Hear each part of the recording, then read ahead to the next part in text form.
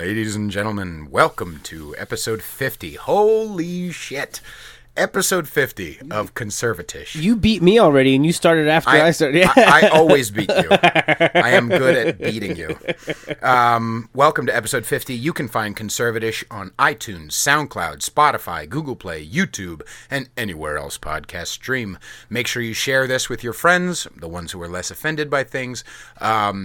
And leave us a review. Find me on Patreon at patreon.com/conservatish to support and get little freebies like acoustic covers that only you get access to, and little dumb memes that I create that are offensive, and all kinds of stupid shit. But really, I don't need to give you extra things because you get to listen to my voice all the time. So I'm giving you this free content. Don't be a douche, and go support my stupid shit. Find me on Instagram at Peter_Feliciano, Facebook at Peter Feliciano, obviously, Feliciano. Ladies and gentlemen, our guest today is Zee Ziz. Hello, sir. What's happening, brother? How you doing, Peter? I'm tired as a motherfucker. I was actually nervous, even though as wonderful as a podcaster I am and a hilarious, humble boy. I was nervous about, like, am I a good podcaster? Like, I think I'm bad at this. Like, I love how, like, my psyche likes to agonize about things. I just love obsession about, myself. And one of the things, I just like to throw in some insecurity from time to time. I love to worry about things. We all do. I'm my worst critic, dude. I'm my worst critic. Well, besides Jess Morgan. Oh, and besides Morgan. More, yeah. Oh, God. I love her to death, but, man, she's not easy to work with, let me tell you. I love her, though. I love her with all due respect. I don't mean any disrespect towards her. I love her to death. But, yeah, she is a carpenter. She can hit you with 2x4s and Has she ever shot at you with a nail gun? I can see that happening. No, but she's gotten mad at me when I don't know how to do work an iron worker can do.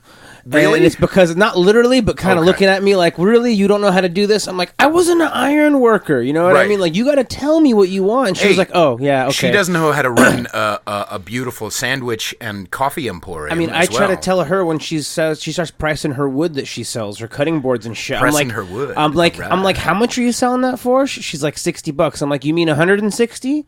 Right. And she's like, what do you mean? I was like, that's handmade, handcrafted San Francisco art. You add a fucking $100 to everything you're thinking. Right. Are you sure? I was like, what are your hourly wage?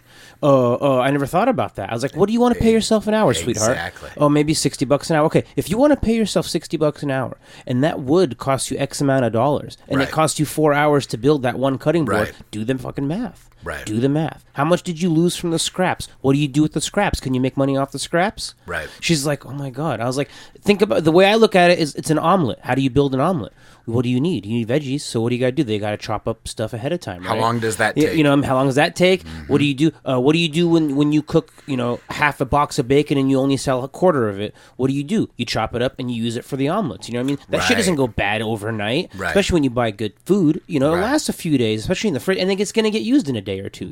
So it's just the concept of maximizing your resources to make as much money. And you got to milk that shit. You got to do it with her. And I try to teach her that all the time. And she's a good learner. Like she'll pick up on it, and eventually she'll be like, "You're right. Yeah, I raised the price of this. I raised the price of that." I'm like, "Good. Make your fucking money. You are worth it." Thank God there are people like you who do that. I was having a conversation with my mom, and that same thing was like, for a long time, I was a good musician, and I'm a good performer, and I'm a good whatever, and it was so easy for me to just, because I'm like, oh gee golly, I don't want to price myself out, that my price was low, and I was sticking to that for like years, and then I kept getting talks from my ex-girlfriend who's a musician, and from my mom, and all this, and I'm like, you know what, fuck this, like this is really expensive. Like even this podcast, yeah, sure. I'm not paying for the space currently. Like it's, but this is expensive as fuck. It's goddamn $50 just for the hosting site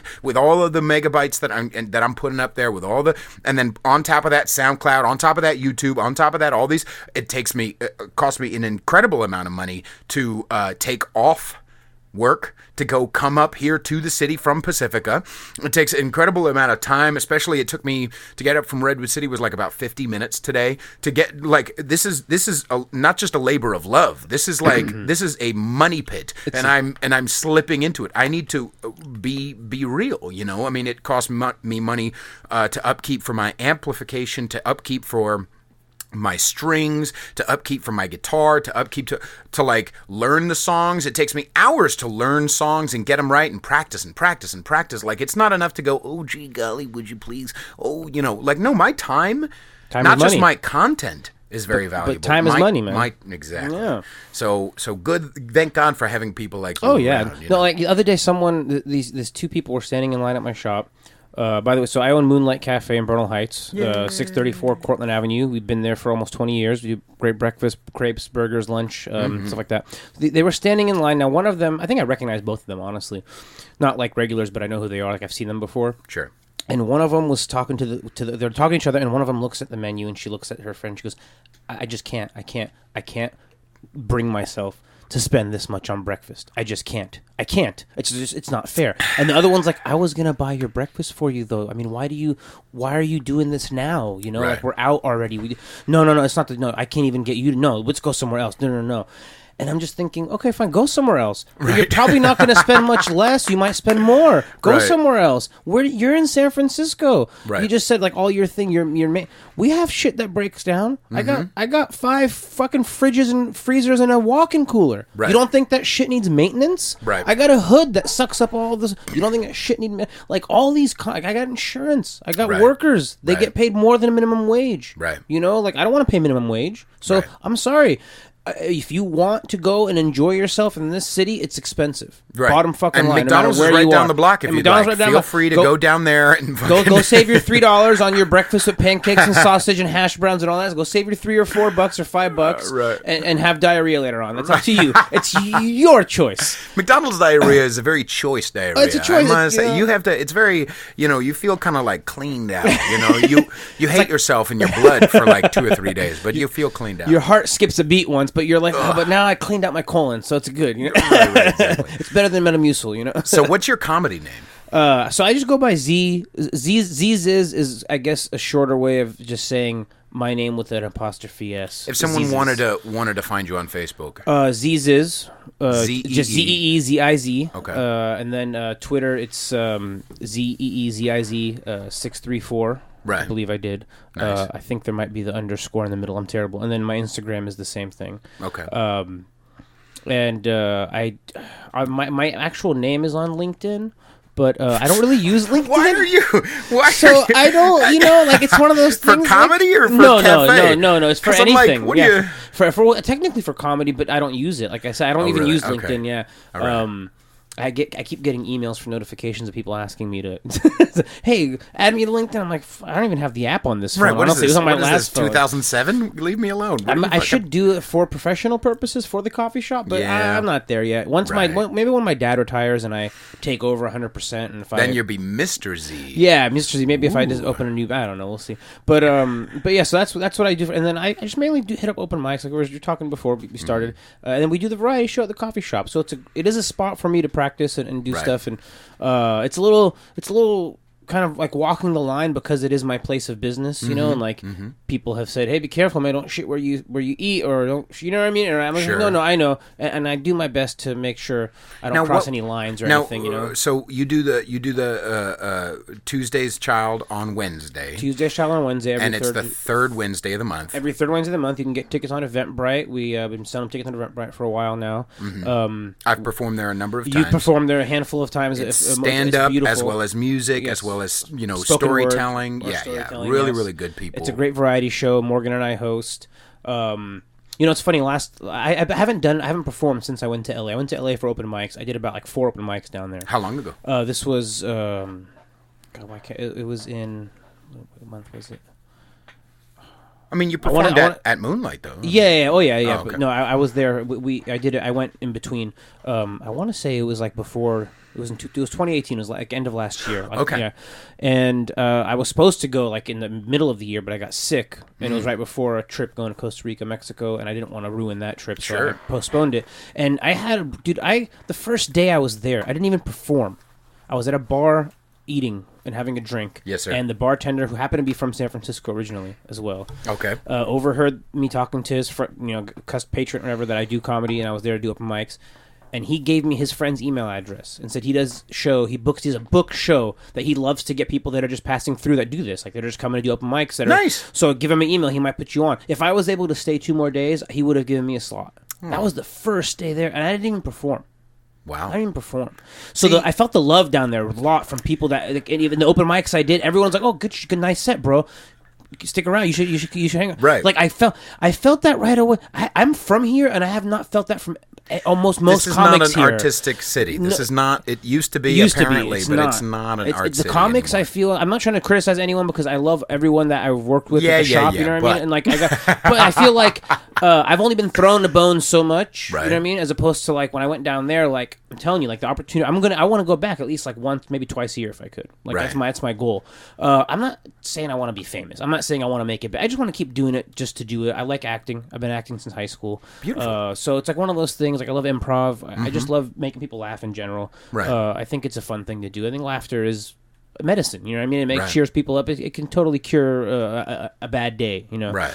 So just the people, like I've met so many cool comics out here. Don't get me wrong. There's people that I know, like you're not necessarily friends maybe, but like I've gotten to know you more than a lot of comics but it's still the same community, you know? Right. And plus I was on your show. And you're on my podcast and stuff, and it's just one of those things, you get to know people. There are so many good people out here, and there's nothing to, but I just felt it quick down there. You know what I mean? Here it's like you have to kind of fight for it. I don't know what it is around here. Well, there's a couple of things. Number one, I shit on LA a lot on this show, but I used to, and I'm going to stop now, man. I was like, damn, you guys are kind of cool. Everyone loves that you're from the Bay when you go down there. Well, here's what I've experienced both in LA and in New York, because definitely more in LA, because I when I was in New York, I was just kind of feeling out the city. But in LA, because there are more people who are doing it, sure, yeah, there's more competition, but there's also more opportunity. There's more. They're kind of hungrier for content. They're hungrier for more comics or musicians or actors who are like, oh, well, we need things. We need people to be on my show. We need people to,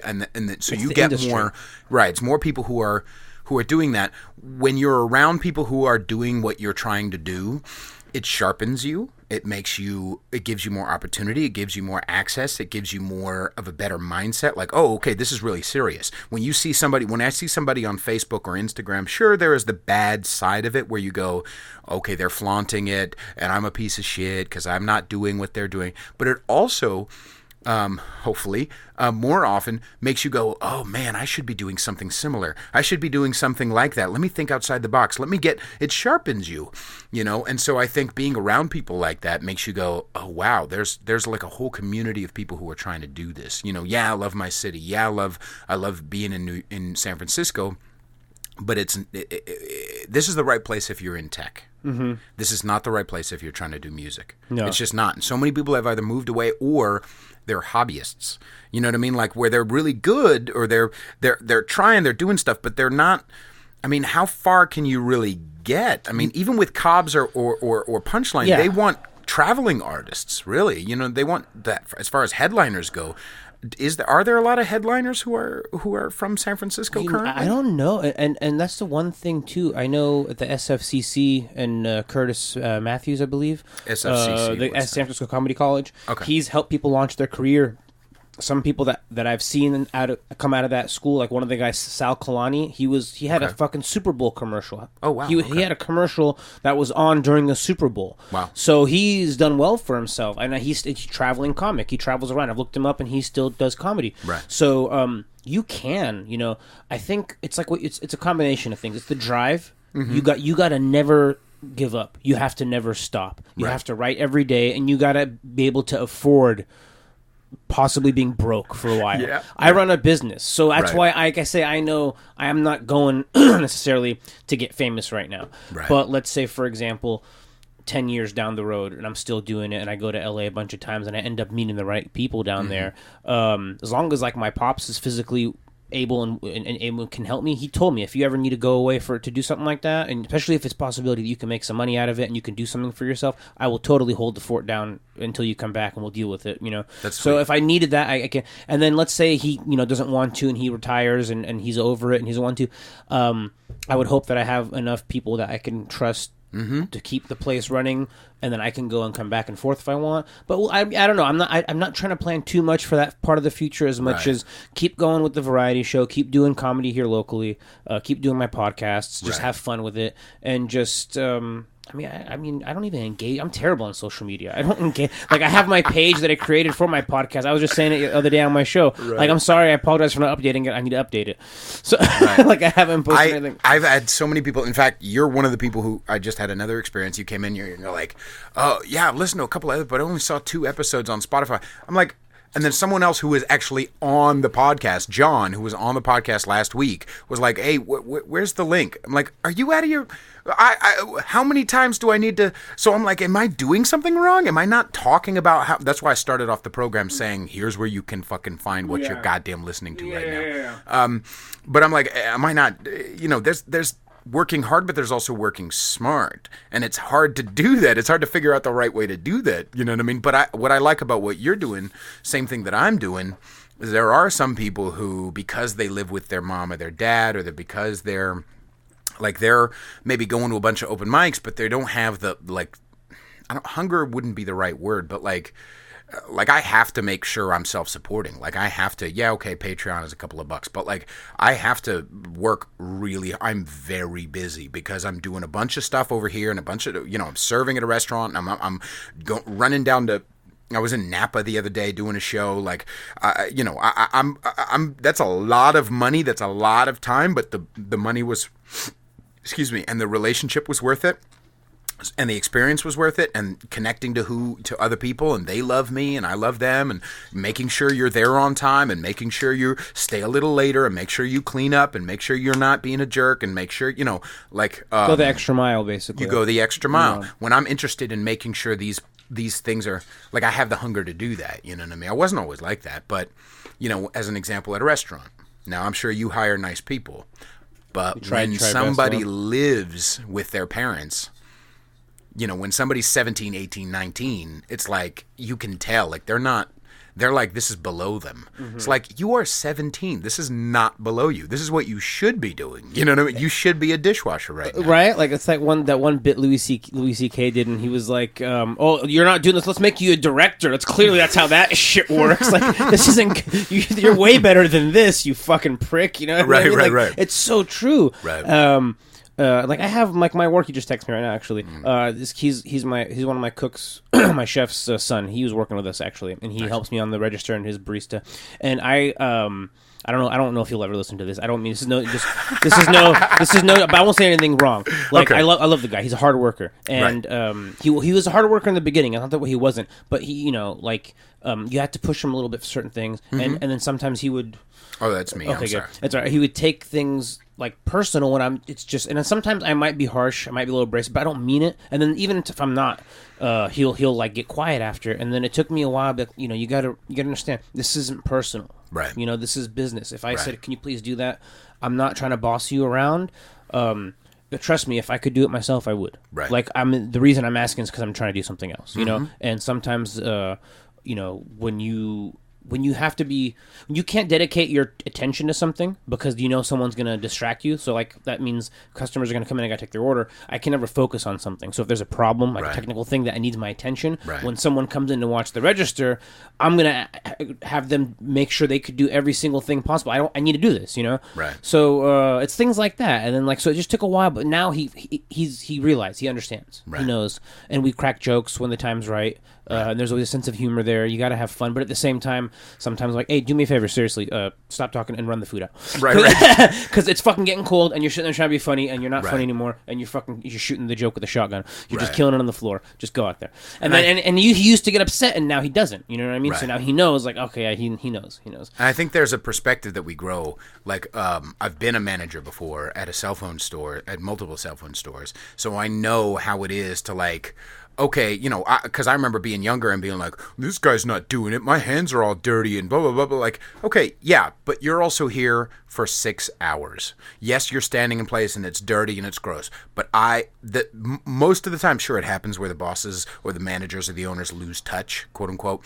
But almost all of those motherfuckers were you. Yeah. They know what that is. Yeah, and they took the time, they took the energy, they showed up early, they stayed late, they put in the effort, and now they're where they are. And not just now they're where they are monetarily, but now they're where they are, like they're the ones, like my manager spends like literally, or she just left, but like my manager at my restaurant, like she was staying like 12 hours and then would also jump in and like help run food and stuff. Like I would never want to be a manager again. Fuck that responsibility and that time commitment. You know, okay, yeah, she's making money, hooray, but I wouldn't be able to do this. I wouldn't be able to go to Napa out of nowhere and just make sure I request off. You know, like I wouldn't be able to just pick up and leave. You know, it's a time, it's effort and energy, and that's why you're where you are. It's not like, oh, this guy doesn't understand. Like, no, he fucking does. You know what I mean? I got yelled at because I've worked in my family's restaurants all my life. I've gotten yelled at by my favorite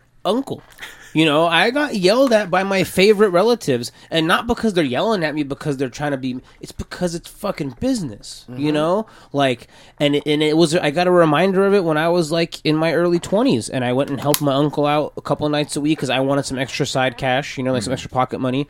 So I helped him out a couple of nights a week, and the first or the second day that I was there, a couple of his friends, like my uncles, were there, and they were looking at something. So I joined him and started talking to him, and then he realized, he goes, "Wait a minute, what time is it?" And I was like, "Oh, it's 5 after." He goes, "5 after? That means you're on the clock. Right. What the fuck are you doing in here, motherfucker? You better go upstairs and work." I was like, "Oh shit, sorry." And I knew he didn't mean it to be a dick. Right. He's my godfather. Right. He's not just my uncle. You know what I mean? Like, he's the guy that would be responsible for me if if he needed it. This guy would give me his blood. You know, he doesn't. I know he doesn't mean it like that. It's because, hey, you're on my time now. Right. Time is money. Right. You know what I mean? I'm not trying to, and like, don't get me wrong, he's giving me money. You know what I mean? Like when I was a kid, like he's like my dad. Like, oh, you need money? Here, take it. You know, like go buy something, go buy food, go buy this. But this is business.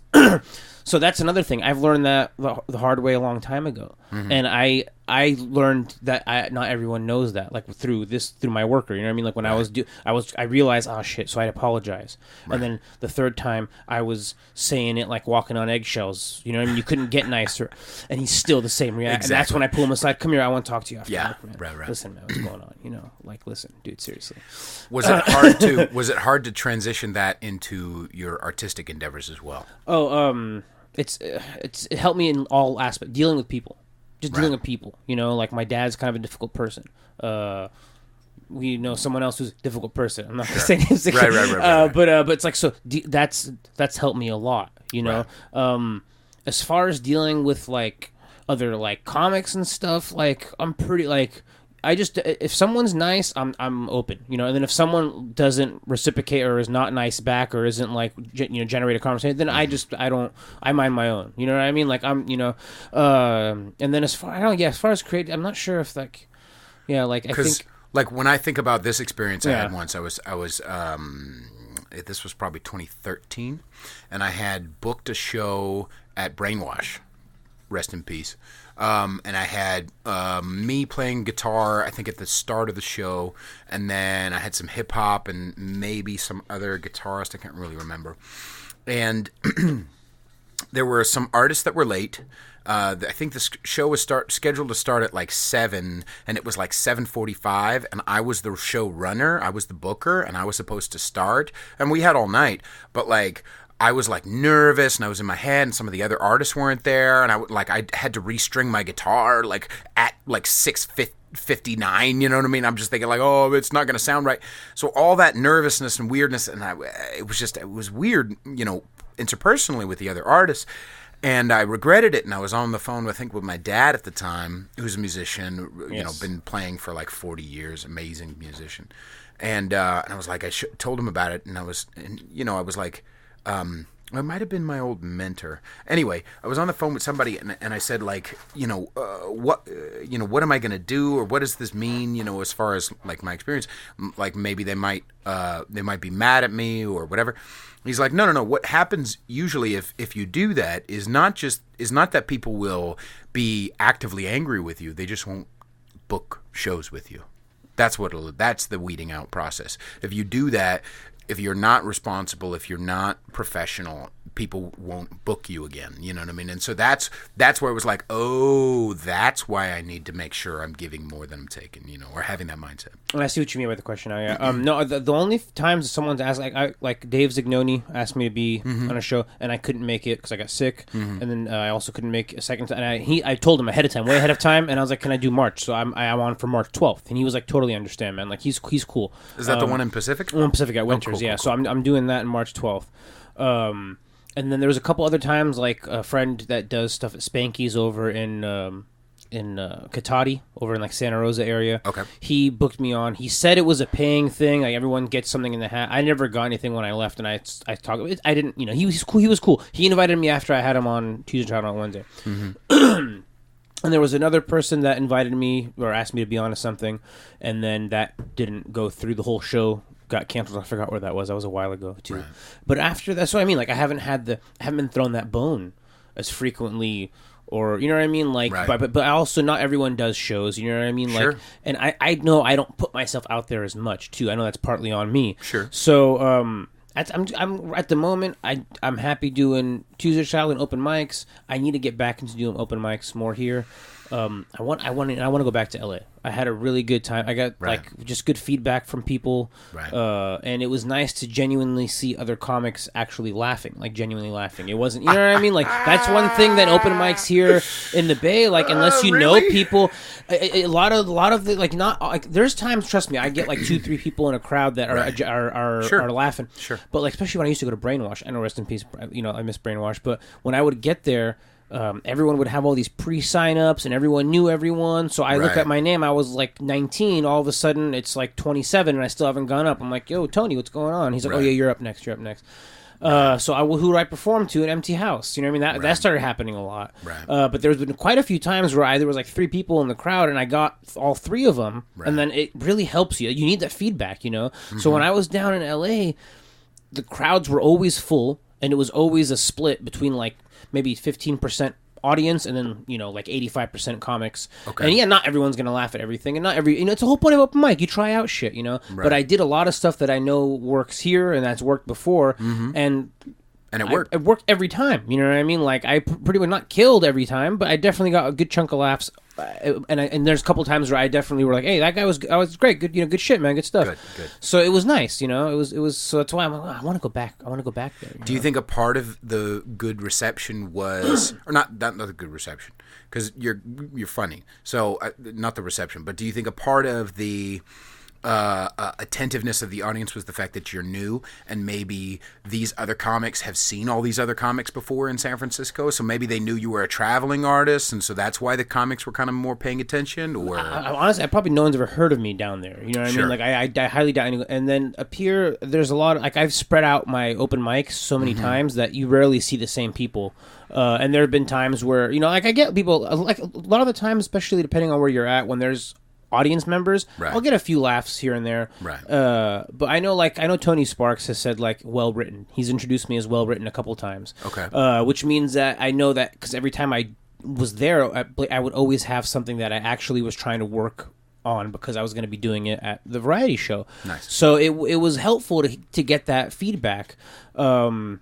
But I just feel like I know it's a competitive thing, and everyone is thinking they're gonna make it and do so. Like if everyone wants to have that, like kind of that mentality on it, that's cool. Like I know right now that I have to focus on like what I do for a living, otherwise I can't do anything else. Right. So it's kind of one of those things like well, I wish I could do what you're doing. Like if I had that job where I was just a waiter. And I had that flexibility to say, hey, I'm not coming into work today. I need the day off or I need next week off. I unfortunately don't have that. I have the responsibility kind of all on my shoulders.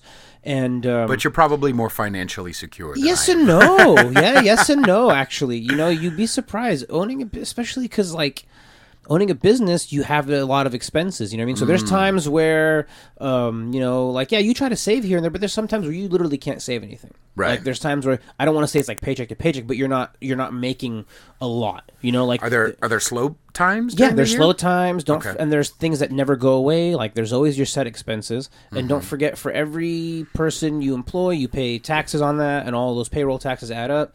For every dollar you make, you pay taxes on that. You know what I mean? Like all these things add up, and just San Francisco is not business friendly. They claim they are. They are full of shit. Board of Supervisors, if you're listening, I love and hate you guys so much because I love this city so much, but I think you guys really make things difficult. Right. I'm renewing my permits for my tables and chairs right now outside. It is you a fucking I got a chair permit. I got a fucking permit to do the damn variety show. We were doing it without one for long enough, but I went and got one because I wanted to be legit. I wanted to be able to like put an ad somewhere and not have to worry about them saying where's your permit. And at the hearing, you can ask Morgan. I don't know how much she remembers of the hearing, but I remember a couple spots that there was some shit going on with them. Okay, really, and one of them was a shooting. I don't know if you remember. It's a place in the like Upper Mission, kind of closer towards Bernal. Okay. At a comedy show? No. It's a bar. It's a bar in the Mission there. There was a shooting.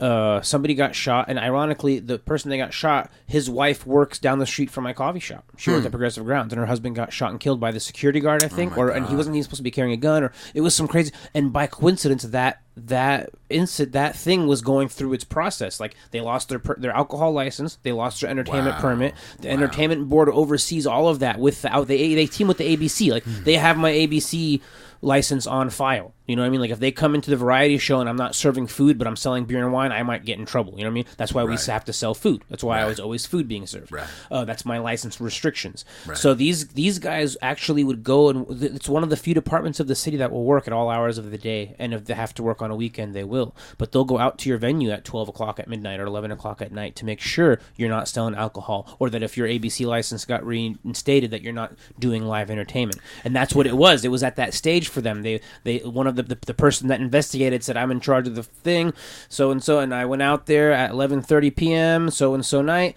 and I saw they were following their orders. They were resumed selling alcohol, which they're allowed to do, but their music was off. They didn't even have the jukebox going. They were being silent. They were doing their best to. Right. And then what was going on was like their security guards got to have. It's got to be from a certain, they got to be licensed. It's got to be from a business that's licensed that has security guards to hire. Right. This guy might have just been hired off the street. He wasn't supposed to be carrying a gun. He didn't have a concealed carry permit. Right. This guy got shot. Like all these things came into play. This is why you need permits. Like there's so much shit that happens, but at the same time, a lot of it could be resolved in a simple way. Like I feel in Bernal, for example, like nothing's happening in fucking Bernal. No shootings. No, it's not even about shootings as much as like the street path. Like everyone, there's never been a problem with like a wheelchair getting through anywhere. You know, all of a sudden now the restrictions have all changed, and it's not like before when my dad did the permits. You know, years ago, it went through one department and one department only. They came out, they looked at them, they fucking okayed it. Bottom line, it was simple. Now you got to send them a blueprint. It goes through like 3 different phases, 3 different departments, the American Disability, the federal codes, the living. Right. And I'm still going through it because every time I submit the blueprint, they're like, "Oh yeah, this is wrong now." Well, they need to make an excuse. They need to make an excuse to hire more motherfuckers. Yeah, to get them to pay. Oh, okay. They need to hire more people, so we need to charge more taxes. Do you know there's a fucking $480+ million surplus in the San Francisco budget at the end of the end of the year? What? I heard this is one of my customers is a sheriff. Okay, he told me this is the lowdown. He told me I will. We need to have that motherfucker out there. Yeah, I'll see if he'll come on. This is what he told me. Now this is just I haven't looked this up yet. I want to verify this, but I haven't. So I'm not going on record that I verified this. But I take someone that works for the city of San Francisco, the sheriff's department. I'm going to take his word pretty highly. Right. Especially this particular person. I've known this guy for fucking 15 years plus from the coffee shop. His brother designed my fucking logo for my podcast. Nice. So like this is how I know these people. He said $480 or $490 million surplus. Jeez. So 200 and something million automatically goes for this next year, right? They put that aside. Okay.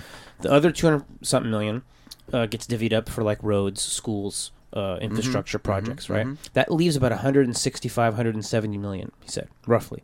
Okay. Someone proposed paying teachers bonuses, doing something good with the educational system, and dumping some money on the schools, maybe some new computers, maybe some learning thing, like something really good educational and something more for infrastructure too.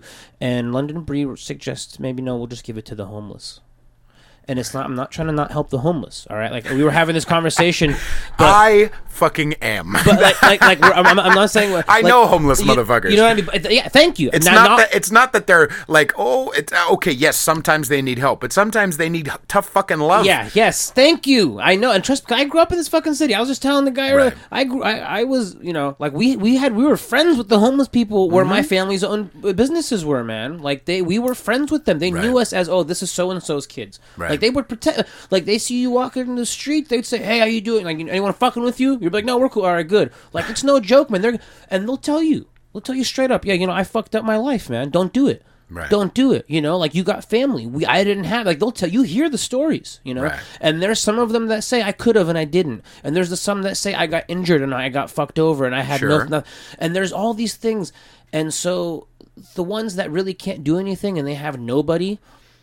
You know, there you go, you know. But the ones that, like, the trust fund kids that are in the hate street and shit like that, that got their money sitting in the bank, like those guys, like those kind of things. And you don't know who's who. That's the thing. You don't know who's taking advantage of the system and who really needs it. There's a guy that we've started. Okay, this guy, he gets on his fucking motorcycle. I've seen this before as well. He gets on his motorcycle and goes to work from his tent under the fucking 13th Street overpass. You know what I mean?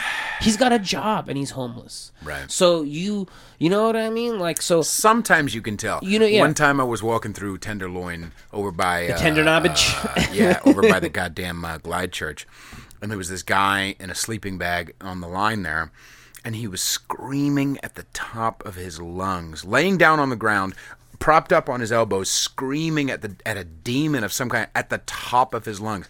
Like that guy, we need to help that guy. Yeah, but there are also motherfuckers who are taking advantage. And as somebody who's a manipulative cunt who has fucking taken advantage of people, I'm on the smell. Like especially when I was drinking and using. Like I'm on the smell for the handout. I'm a moochy puke. You know what I mean? Like I'm looking for an easy sell, and I'm not doing it maliciously, but I'm doing it because the system owes me, or I had a bad childhood, or whatever, and so I'm looking to take. And when you give people something when they're looking to take, it is a bottomless well. You are not going to reach the bottom where you fill up okay, let's give them all this money. I mean, because there are motherfuckers who, there was one guy, I was at that cell phone store that I managed, who came in, he got hit by a car.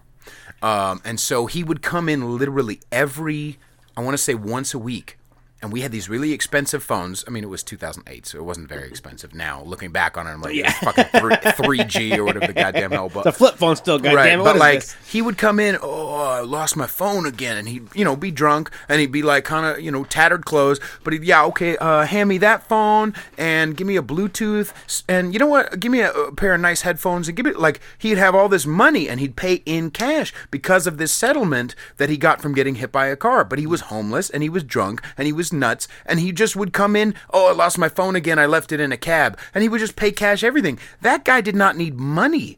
That guy, he needed someone to tell him, motherfucker, get sober, dum-dum. Yeah. Like, he needed some tough shit. He needed a run out of money. Where do you think that guy's at now? He's probably dead.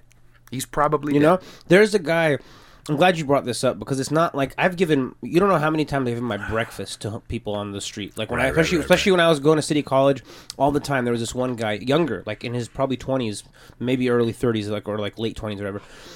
More than once, I'd give him my pastry and coffee. Mm-hmm. And it's to the point where I start bringing an extra one, and I would give it to him because he was always be there. And he said, man, every time I see you, bro, you save my money for lunch. I want to thank you.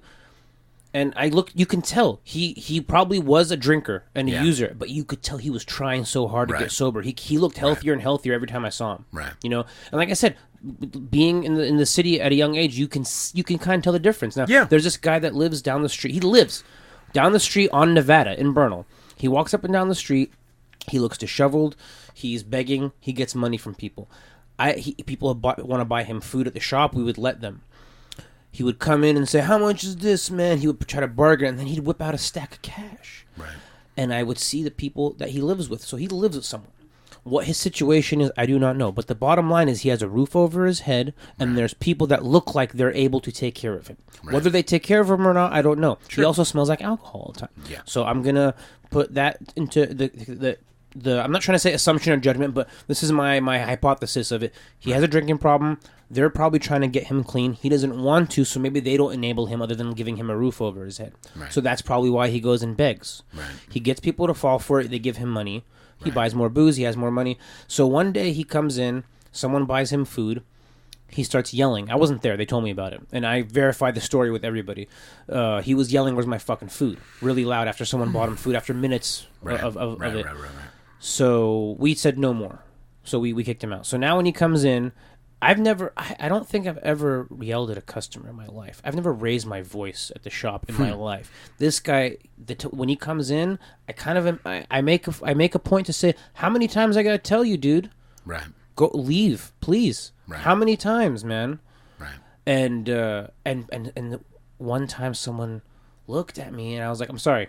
You got to understand the situation. And they were like, no, I wanted to buy him something. No, I know, I understand, but you got to understand, he has money. Oh, I was like, he lives down the street. He came in here yelling, "Where's my food?" when someone tried buying him food last time. That's why I don't want anyone else buying him food anymore. Right. Something personal. They're like, oh, I'm really sorry. I understand now. Right. So it's I'm just trying to pick my interest. Because if something pops off in there, guess who's responsible? It's not just your interest. There are people who depend on you. Yeah, that too. Not just the customers for safety, but like there are people you employ. Yeah. You know what I mean? Like you need to. Yeah, my family, my employees, their families. All that stuff adds up. Yeah. So there's like this other guy. He comes in and he pulls the same thing. I got these little girls, and you could just look in his eyes. He looks like he's been drinking. Right. He smells like alcohol. Right. He looks like a mess. Right.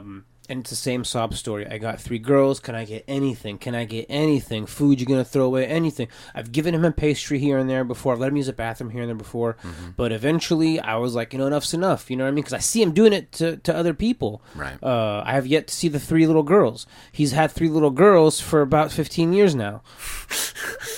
How but it's not malicious. It's just not, I'm not being mean. Learn. No. I'm saying he's not probably being malicious. He's not. He's learned how to manipulate his way through life, and there are some people who it doesn't matter if it's not malicious.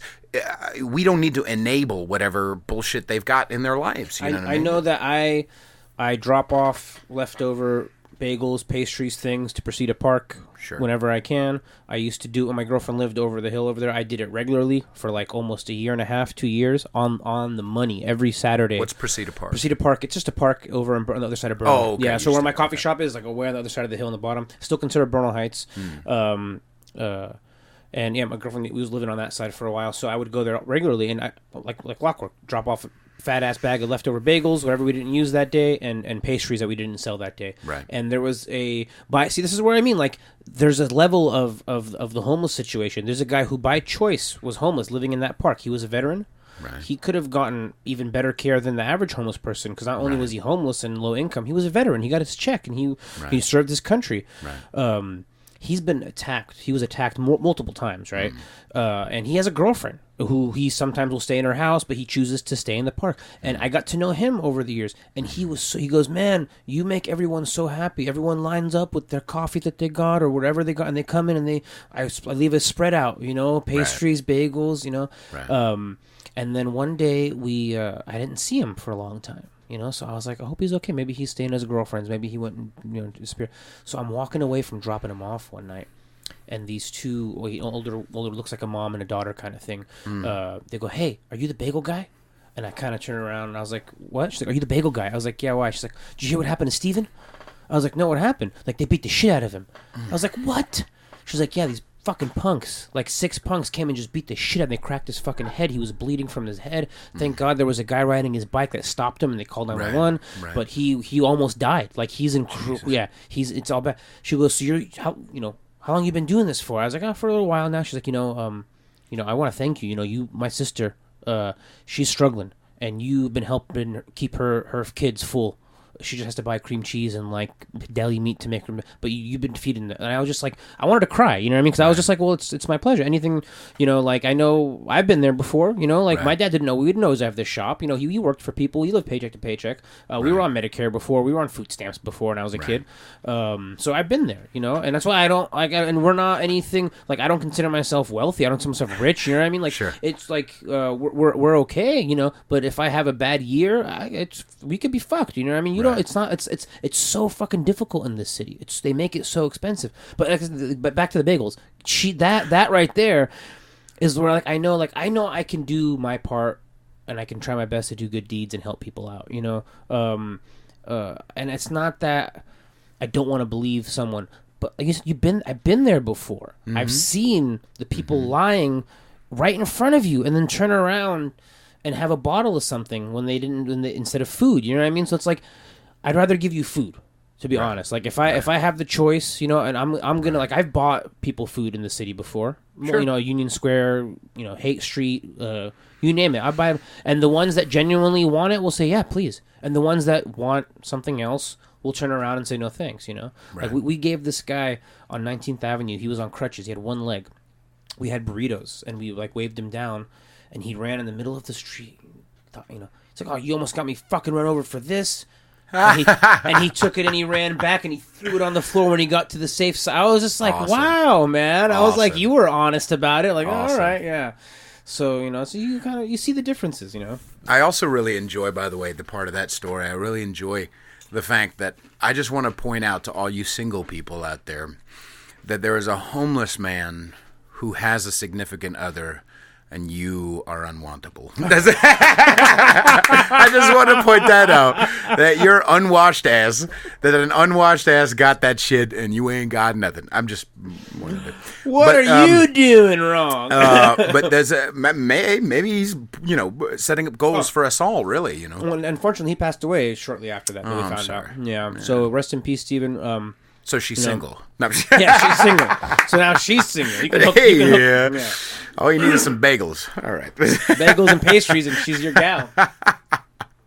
Day old too. Yeah. Even better. I wanted to know, since being a comedian, do you feel that there are jokes? Because I personally, obviously, there's a right way to do it and a wrong way to do it, but I do not think that there should be things that you cannot make a joke about.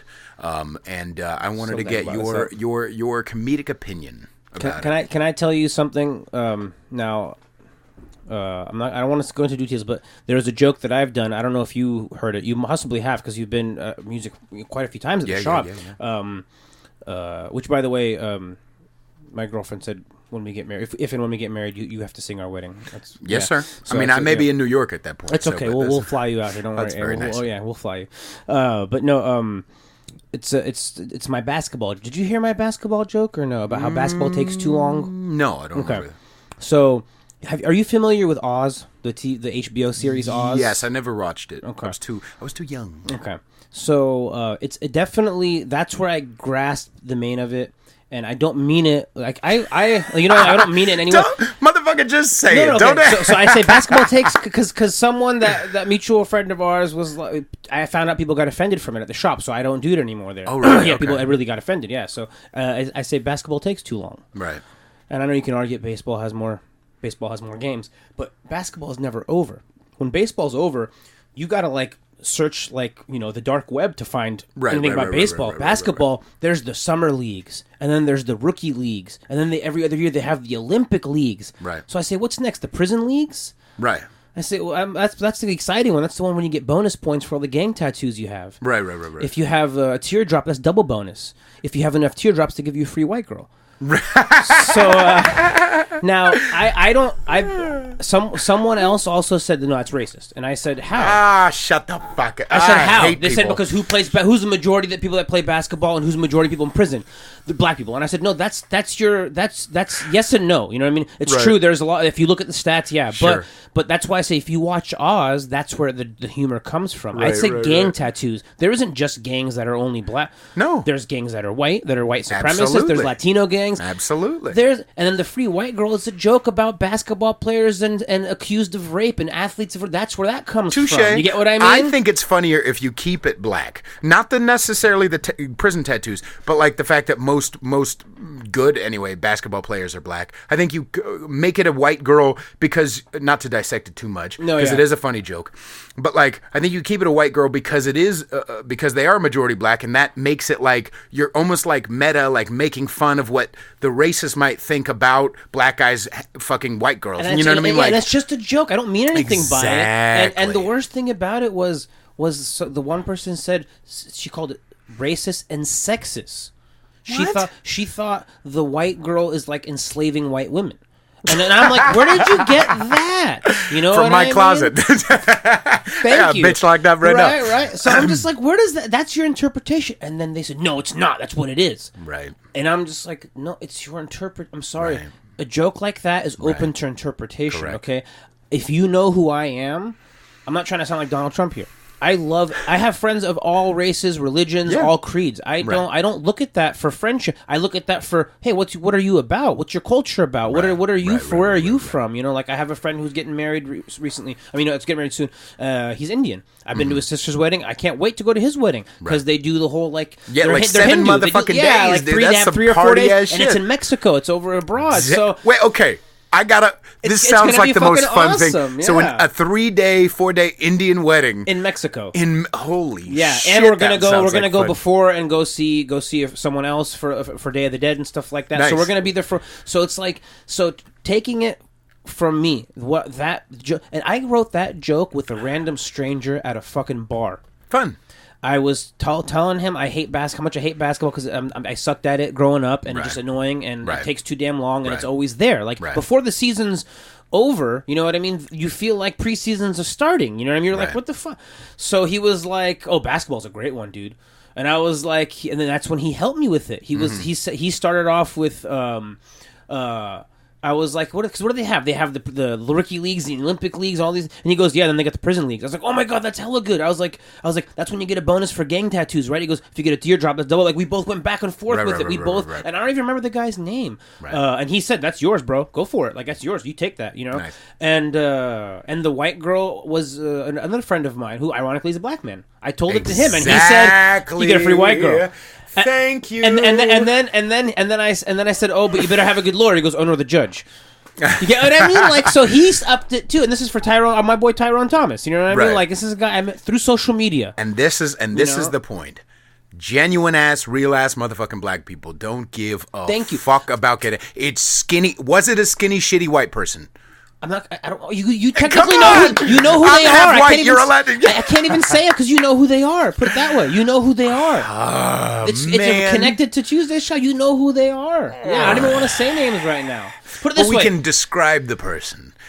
You can always edit this part out too, maybe, right? You can always edit that part out. I didn't hear it, but I will tell you.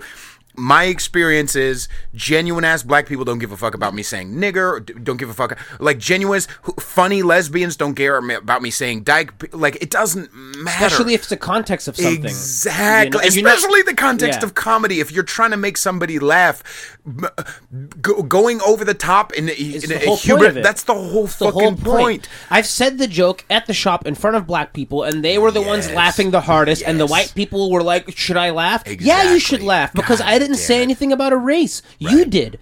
The second you put it in your fucking head, you said it. You said it. The second you said, is this racist? No, it actually wasn't, because there's white gangs that are in prison. There's Latino gangs that are in prison. I love that. There's probably fucking Australian gangs in prisons, okay? Apparently Australia's racist as shit, too. They're very racist. I had no idea until a couple years ago. Like, apparently. You can't count, like, the whole gun control. Someone was telling me, I'm not saying, like, that it didn't help them with what they were going through, but you still can't consider it because it's such a wide range in a huge country. And it's a continent, technically, right? The gun confiscation thing. Yeah. So, like, it helped in the major, like Sydney and all the major. But it's still, if you go the outskirts, dude, there are people, they don't need a gun. Right.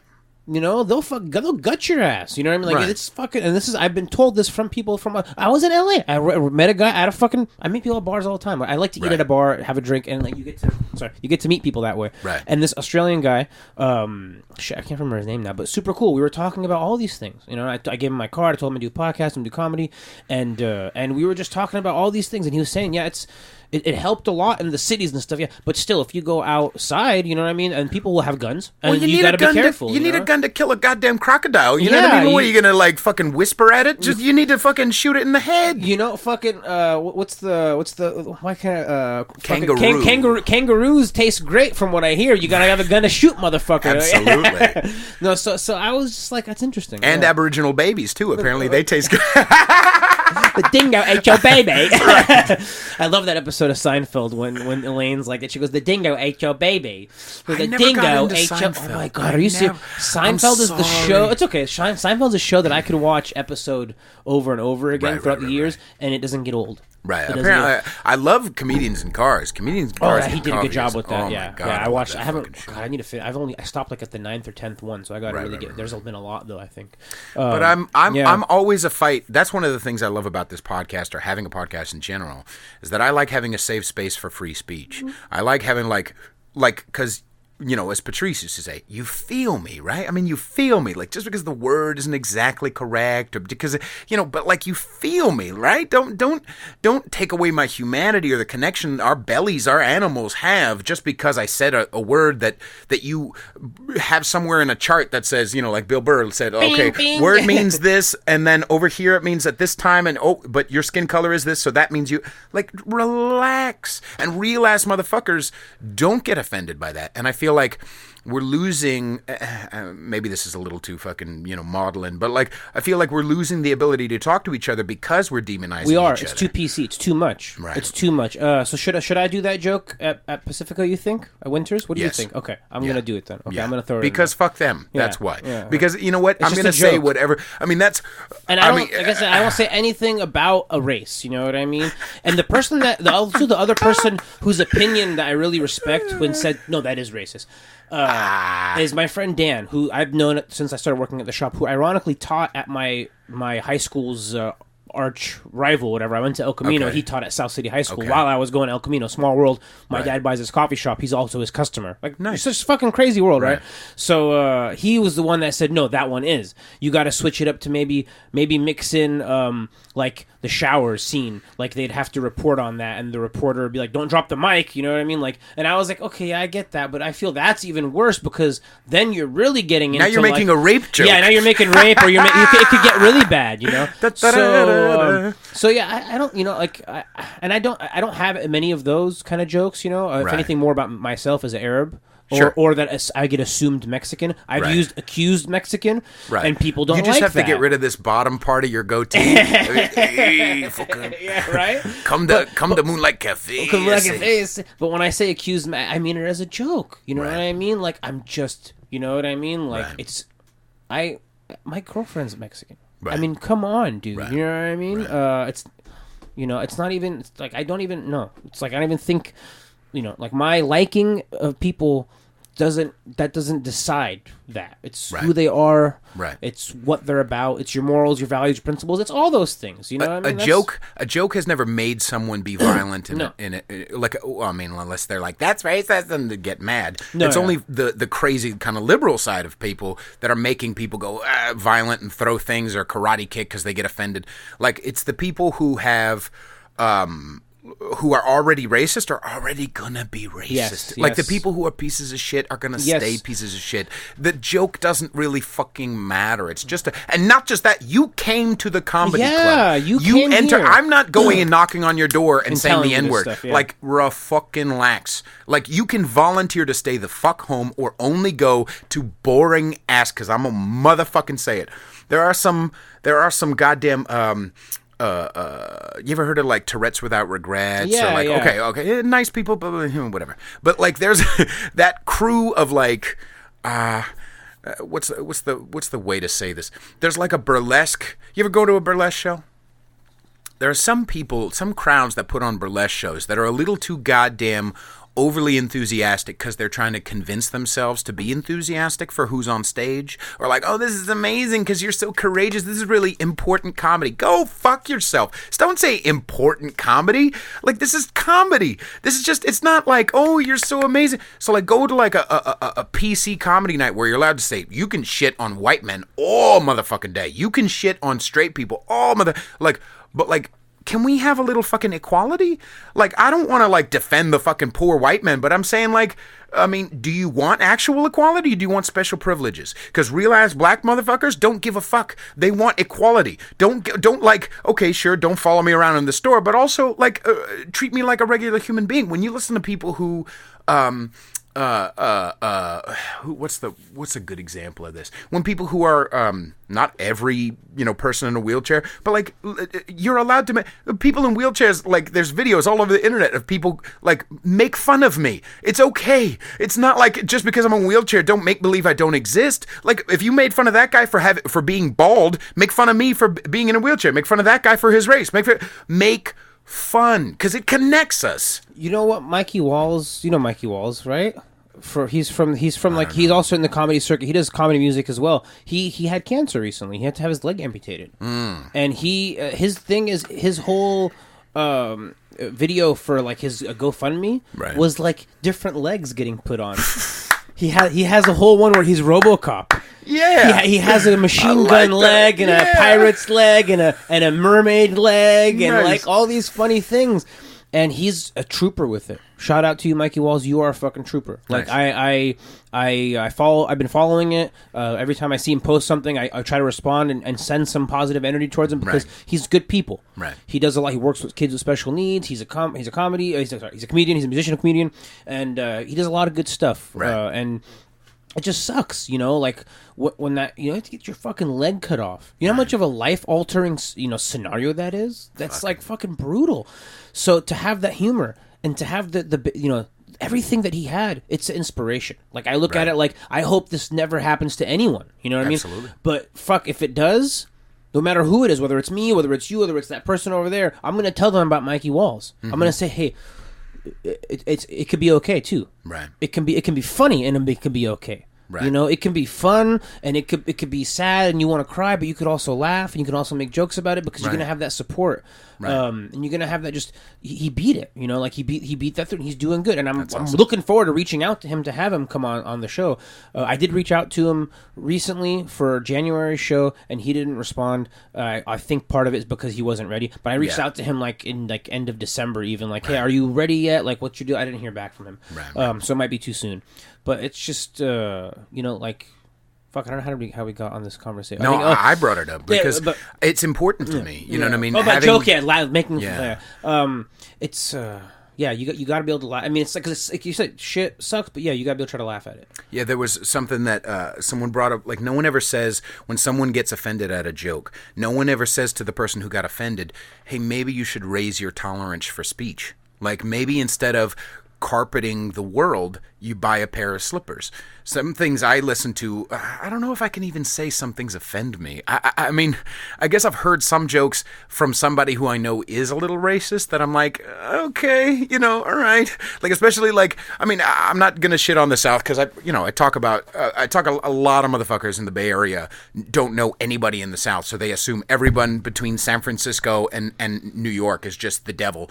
It's not like that. But people are really nice. But actually. Sometimes they get a little fucking like, oh, I'm okay. We're a little racist right now. But but a racial, you know what I mean? So sometimes things offend me. But like, I don't need to I don't need to stand up in their living room and say, hey, that's not okay. Like, I understand where you were coming from, or maybe your life experience.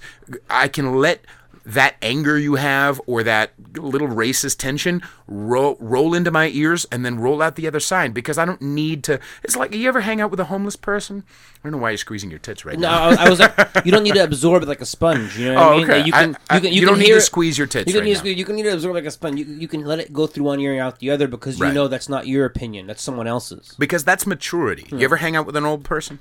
So sometimes an old person, when especially they get a little goddamn older, they're not. You don't need to like, hey, this person who said that, like, they become, the filter goes. The social filter goes. And to punish a person, they can't help it. It's like chastising a kid for pooping their pants. Like, you can't just let them be. Like, I've been in a car with somebody, whether I'm Ubering or helping a friend out, say something a little racial, and it's like, oh, okay, that's nice. Or they start complaining about their sister who's a bitch, and it's like, excuse me, I don't need that negativity. No, you don't make a stand about everything. You just let it happen, because what matters more is that we have the experience and that we're in the car. Let him vent. Exactly. He needs to vent. Maybe his sister is a cunt. How do you not know? What if, for all we know, his sister pissed on his pillow before he went to sleep? Absolutely. Or dated a black person. No. You never know. Yeah. No, one comic called his own mother a cunt on stage at the coffee shop, and of course all the women in the crowd got offended. Right. And he just turned around and said, "But it's my mother." Right. And I straight up said, "You know what, everyone? We have no idea what his mother's like, so we really can't assume that he's being honest or he's being dishonest, or maybe she knows, maybe she helped him write the joke." And then everyone started laughing, and he really was like, "Thanks," because it was really getting awkward. Right. Over the and I dropped the C word once. Right. And Morgan got upset at me. And I did it in a way where I try to pick like random news articles sometimes, and I'll talk about those things that are funny. So I'll look up like funny news or crazy news. And I found one article where a man was fired for mopping aggressively. I found that to be very interesting. So in my head I said, how did that work? Was he supervising the new woman janitor that they hired or something? Or I don't know why it had to be a woman, but I think I just said this the other janitor. I don't know what it was, but I was like, did he steal the mop from her? Come here, you fucking cunt. This is how you do it. And really start mopping aggressively. And she really didn't like it. And the best thing about it was she talked to Monique about it. And Monique told her... Who's that? My girlfriend. Oh, okay. Yeah. She said, you... don't. Oh, from the writing show. Okay, yeah. She's cool. Thank you. She was like, you gotta, if it bothers you that he said it, you gotta talk to him about it. Okay. And then she was like, really? She's like, yeah. And why did it bother you? And then I think it just bothered her because I'm her friend. Right. And she didn't want me using, but she's used that word afterwards too. Right. And I've used it in front of her afterwards. Right. So I think she really thought about it. This is what I'm assuming. And I never brought her up because it was years ago. And I don't even know if she'd even remember, honestly. Right. So Morgan, if you ever listen to this, I don't know if you ever remember. I still love you. We love you, Morgan. Yeah, I got nothing against. I love you to death. I didn't mean I almost it. said you fucking cunt. You fucking cunt. I didn't mean it, and it's like I feel like if anything, you should be the friend that I can say that word to. Yeah, absolutely. I want you've told me that you found someone attractive in front of me, and we both laugh, and I tell you the same thing. So we're friends. We need to have that banter of. I don't think there should be limitations for the most part. Right. Obviously, I'm not sitting there saying hateful things. Right. That's different. Right. It's just like you said. Let someone say. That's what we do at Reckless Intent. What's Reckless Intent? It's another podcast I do. It's very similar to. It's on Sunday. You should come on sometime. I think you'll have a blast. Actually, sure. It's hate speech is still free speech. We don't have to agree with it, and you don't have to, like, if someone starts saying hate speech at Tuesday's Child on Wednesday, I might tell them to leave. Because we don't want to hear that. And it's your show, and it's my show. Sure. But if I was at a venue of another's and someone started doing that, if I couldn't take it, I would have to leave. I wouldn't say, you shouldn't say. It's not my place to be the police of the world and say, hey, you shouldn't do that. You got, you know what I mean? And everybody's definition of what hate speech would be is different. The courts say they don't define hate speech, but they say don't yell fire in a crowded theater, maybe, but like they say don't incite violence. Yeah. So like if in my podcast I say kill all white people, then that's a problem. That's hate speech or inciting technically violence, no one would stop me because I said white people. But hypocrite cunts. But that's a problem if you're inciting violence. Or like what's her face? Kathy Griffin did on Twitter when it came to that Covington kid. She was like, we need to get people to I need names, I need addresses, I need fucking. She was doxing kids. She was kids. Fucking high schoolers. Oh my god. She hasn't been fucked in too long. That's the problem with Kathy Griffin. No one has fucked her, and it's becoming this thing where now she becomes unfuckable, and it just feeds the unfucked. Anyway, so Like, that's actual hate speech, even though she was never suspended for Twitter for it. But anyway, so that's actual, like, hey, don't call for violence, don't get people doxxed, etc., etc. But, like, everybody's definition. So, like, and not just that, but, like, as an example, Louis C.K. with the Parkland bits, right? Oh, yeah. I didn't actually listen, but, like, the reality is all of those people in that room laughed. Okay, so does that mean all of the people in that room hate Parkland kids or hate kids of violence? No. He was able to craft it and dance a certain way. He built up to it. They already know his character, that he says off the wall shit to hurt, to be off the wall on purpose. He already knows. Fucking a dead baby before. Who else does no that? One, right, exactly. And they laughed. He goes, "It's dead. What do you care?" And they start laughing. It's like I'm not gonna kill a baby then. Fuck it. It's already dead. Right. I just found it in the street. But like, he's joking though. Right, and he's built up and he's able to, and not just that, but he was trying to craft a joke. You know what I mean? He wasn't. This is now a finished product. Here, HBO. He was like, here's this stuff, you got to work it out, you do, and so for people to it's not that, as an example, is not hate speech, and that's some vile shit. Fucking a dead baby, that's some vile shit. Making fun of kids getting shot down, but even then, like, people all in the room. So there's a difference about getting up and like fucking being fucking Hitler and making fucking jokes or even Nazi jokes, you know what I mean, or Auschwitz jokes. There's a goddamn difference, and there's a difference if you're being a mature adult. Mm-hmm. If you're not being a mature adult and you're listening for words that will trigger you, then you need to mature, you know what I mean, and understand the context that we're in. It's funny. Something happened to me the other day. I'm working on it for a bit. I might do it on Wednesday. I was walking. That's how much I love the city, right? Right. I'm walking out of my. Oh, by the way, this Wednesday is the third Wednesday. No, it's next Wednesday. I'm sorry. Yeah, it's the 20th. Oh, okay. I'm sorry. Wednesday the 20th. Yeah, because February. I think it was the Thursday or Friday. No, it is this Wednesday. Because today is... No, I'm sorry, you're right. Today is you scared me Tuesday. Like, oh, shit, I apologize. Yeah. So when this comes out, it'll be next. Yes, so Wednesday the 20th, go to Moonlight Cafe, 7:30, right? Yeah, doors at 7, shows at 7:30, Tuesday, show on Wednesday. It's always good fun.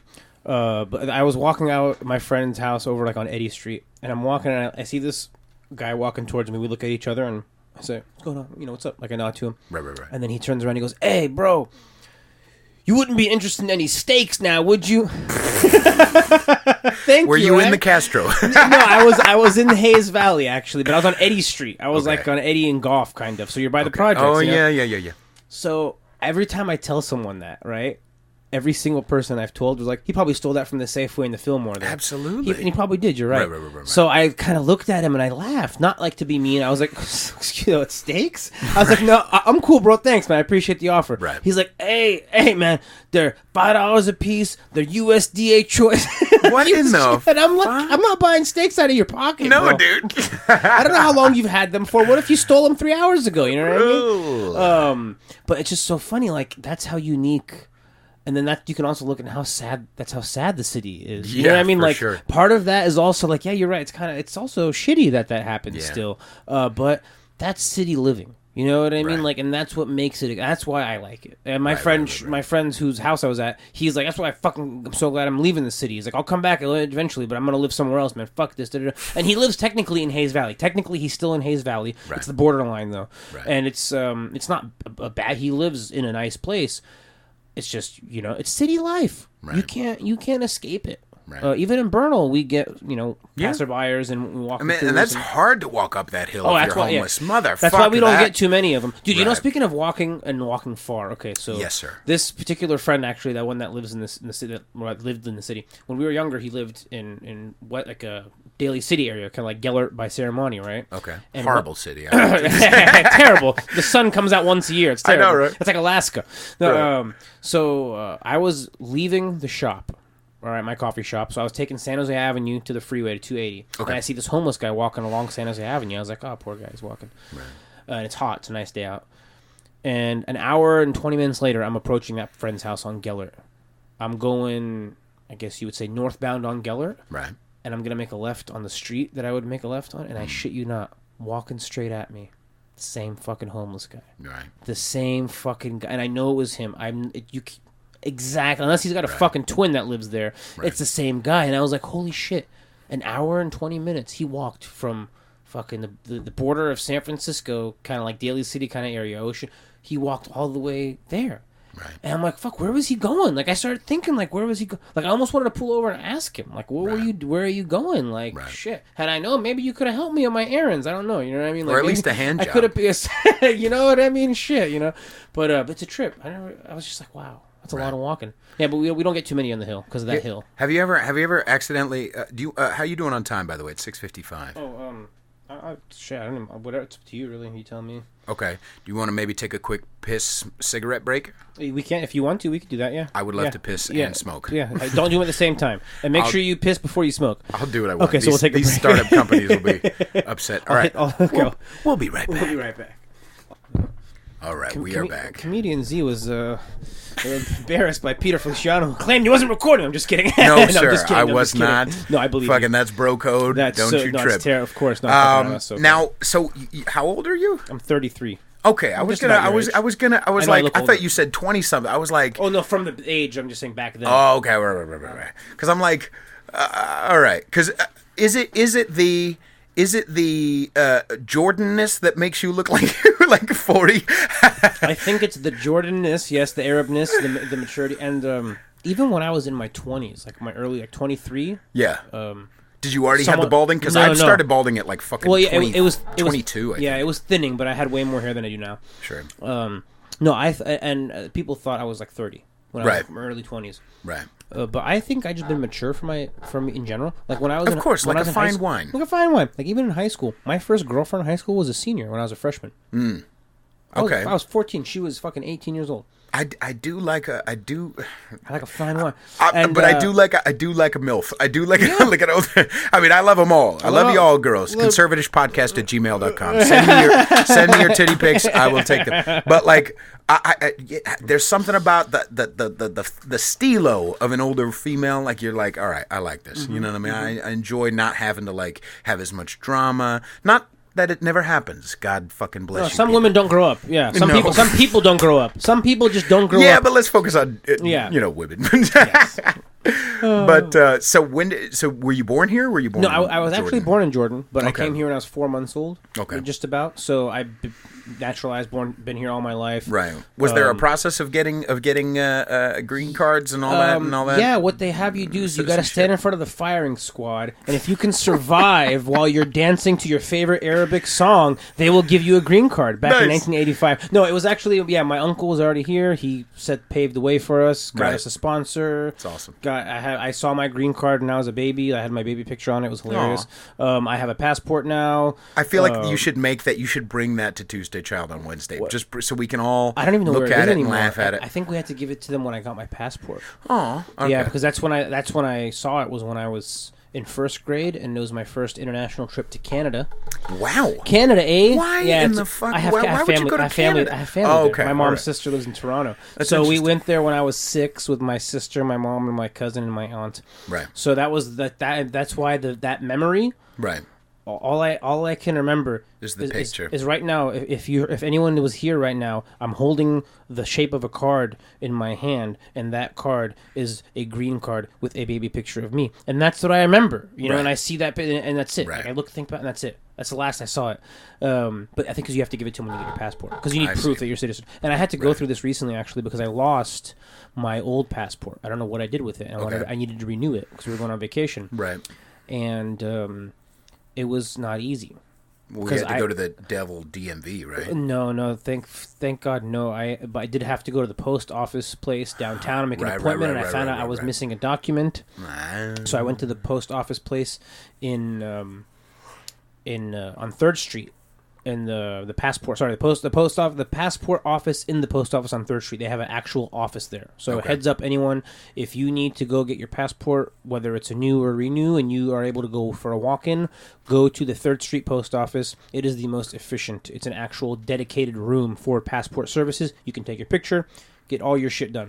Anywho, I didn't have the proper papers again. I thought my birth certificate from Jordan was enough, and it wasn't because it's not an American birth certificate.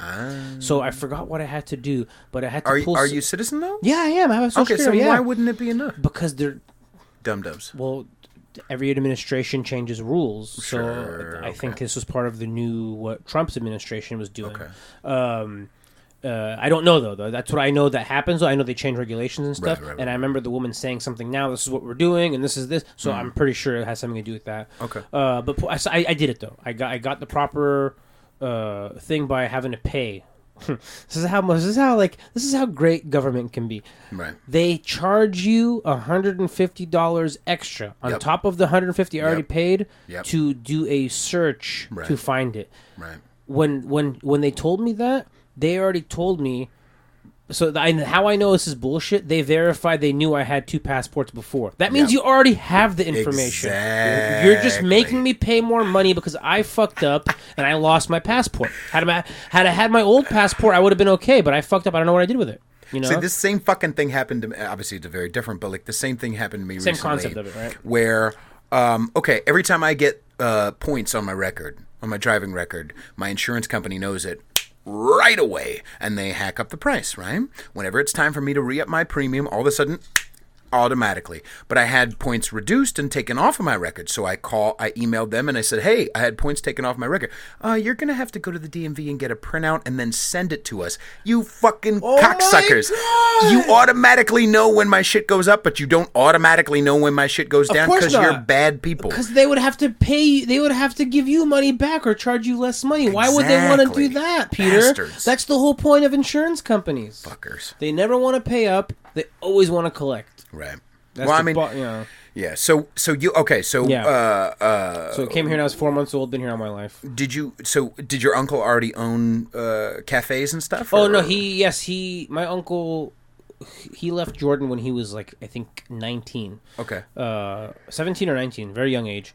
And he went to college. He lived in like Virginia, New Jersey, New York. He lived all over. Lived in Italy, studied culinary in Italy, and then moved to San Francisco. And that was his final resting spot. Like he was like not resting like that, but like I'm staying here. This is where I'm staying. So he opened up a restaurant, and my father came to work with him. It was called Fisherman's Cottage. They had 2 locations. I didn't know this until like a couple years ago. They had one in Belmont before they had one in the Fisherman's Wharf area. I kind of like Belmont. I don't know why. I kind of like Belmont. So it's not bad. Yeah. So they got rid of the Belmont one eventually because they had one in Fisherman's Wharf called Fisherman's Cottage. You know what I mean? It's a great. The '89 earthquake hit and they couldn't survive until there was some financial troubles. Both of them? No, they sold Belmont before. Yeah. Okay. So they lost that, and then my uncle and my dad went their separate ways. My dad just worked for different relatives and family friends and stuff in different businesses and we were fine. My mom had a job, and we were cool. We weren't poor, we weren't rich, we were in the middle. Right. And then my uncle did his own things, and then eventually he opened up Truly Mediterranean with my mom's brother over on 16th in Valencia. Which my mom's brother, one of the brothers, he was the last one to have it. He sold it a few years ago. Some other guys have it now, so it's gone. But my uncles started that, and if you know any San Franciscan natives that know about Truly Mediterranean, they'll know. I probably, where I do my podcast at FCC Free Radio, B-Side Mikey, shout out to B-Side Mikey, Mike Soja. He does a show there, and I met him one night before I started doing my show, and I was at one of my friend's shows, and I'm like, fuck, that guy looks really familiar. And his brother, Humble Selecta, shout out to you, who also does the show there, Double 8 Sound System, Saturday nights from 6 to 8 p.m., Studio 1A, FCCFreeRadio.com. But anyway, he's like, oh yeah, you probably know him from like around here in the studio or something. I was like, no man, this is like only my second or third time here. This is my first time seeing him here. He's like, oh, where do you know him from? I was like, I don't know, but he looks really familiar. He's like, well, go tell him. So I was like, hey, can I ask you, did you ever used to eat at Truly Mediterranean on Haight Street back in the 90s? He goes, fuck yeah. And I was like, I knew that. I used to ring him up. Like, I knew that. I remember that. And then I'm like, did you ever eat at Moonlight Cafe? And, Sergio and Angelo, the rocker twins, they used to ride their bikes. And I was like, oh, fuck yeah, because I know. And I was like, those are my famous places. He goes, I thought you looked familiar, bro. It's good to fucking see you, man. Like, you look the same. You know that. And I was like, holy shit. He's like, other than the goatee, you look the same. Like, I recognize you right away.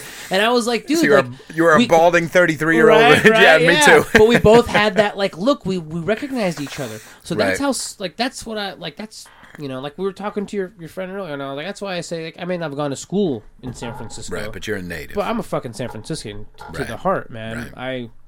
How many people could say they were 5 years old drinking Sprite at Delirium with the owner? You know what I mean? Like, tell me which one of you people that went to Reardon, can say that. Because I got heckled by a comic who was on stage about that once. He asked anyone in the crowd who's from San Francisco, and I raised my hand, and he asked me what school you went to. I was like, I went to school in the Peninsula, though. He was like, oh, come on, man, you fake Frisco.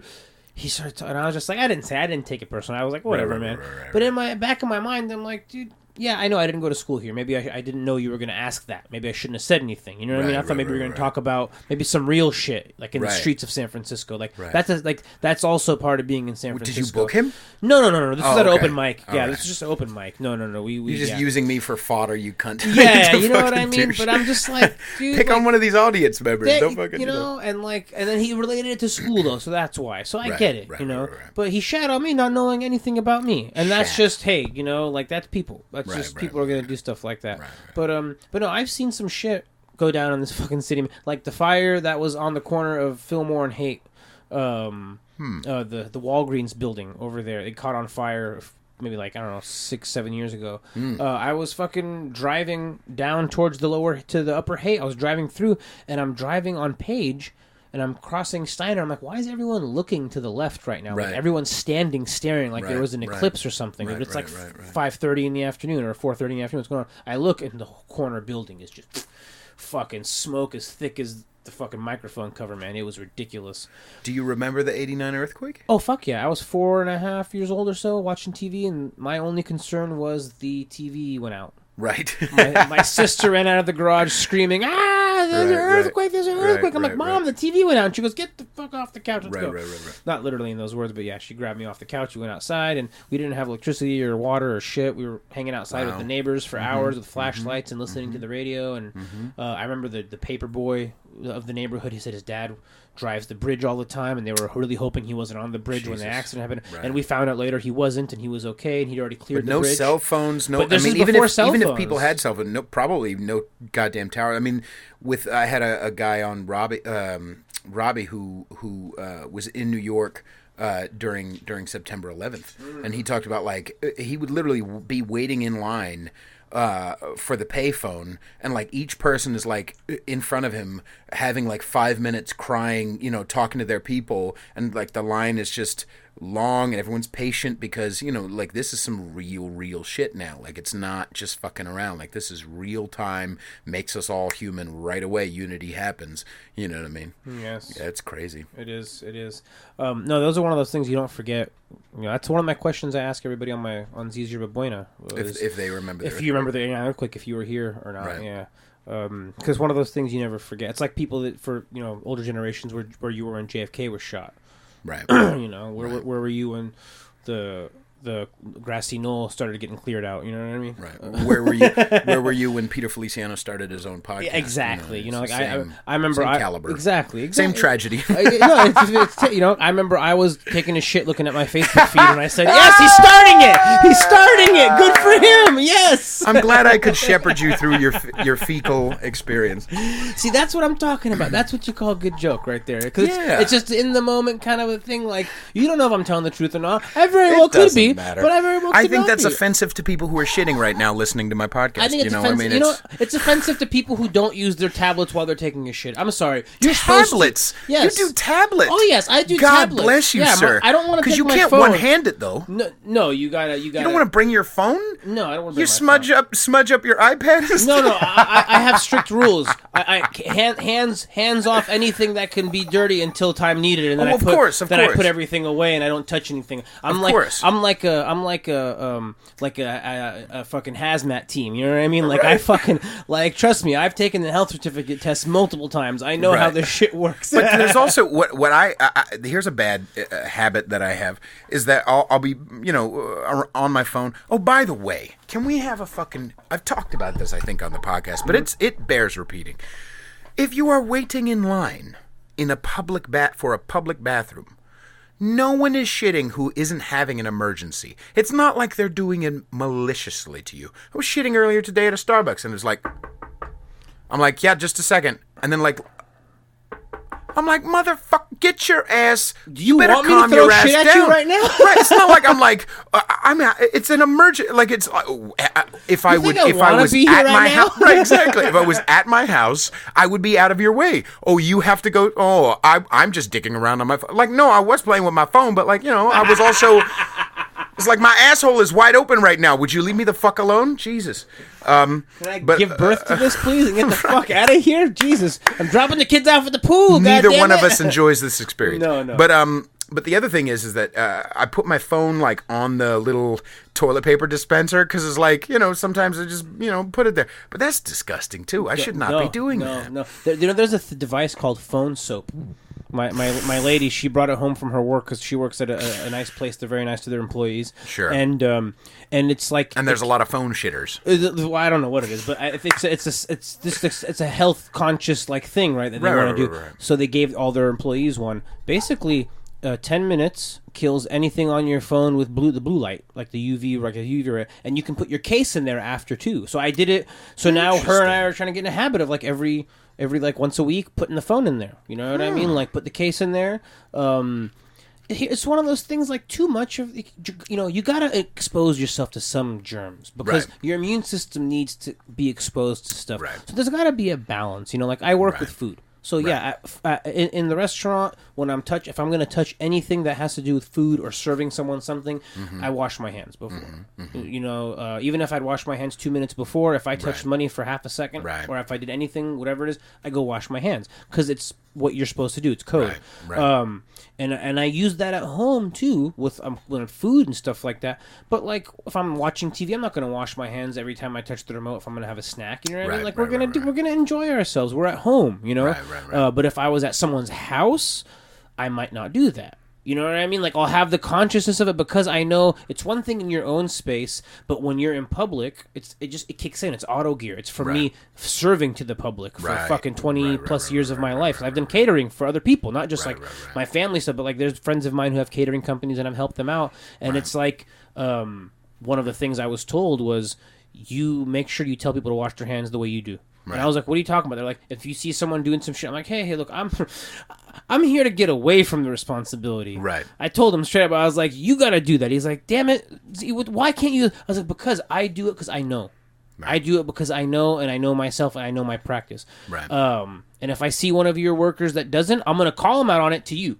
Right. I'm not trying to be a rat. I'm going to let you know who's doing it. But I'm not going to... That's the best I can do. But I'm not going to... Because when... I don't want to be the fucking boss everywhere. Fuck, man. I don't like that. Money is one of those things. We never talk about how goddamn wretched, disgusting money is. Money is one of those things. Like, how are we all not fucking...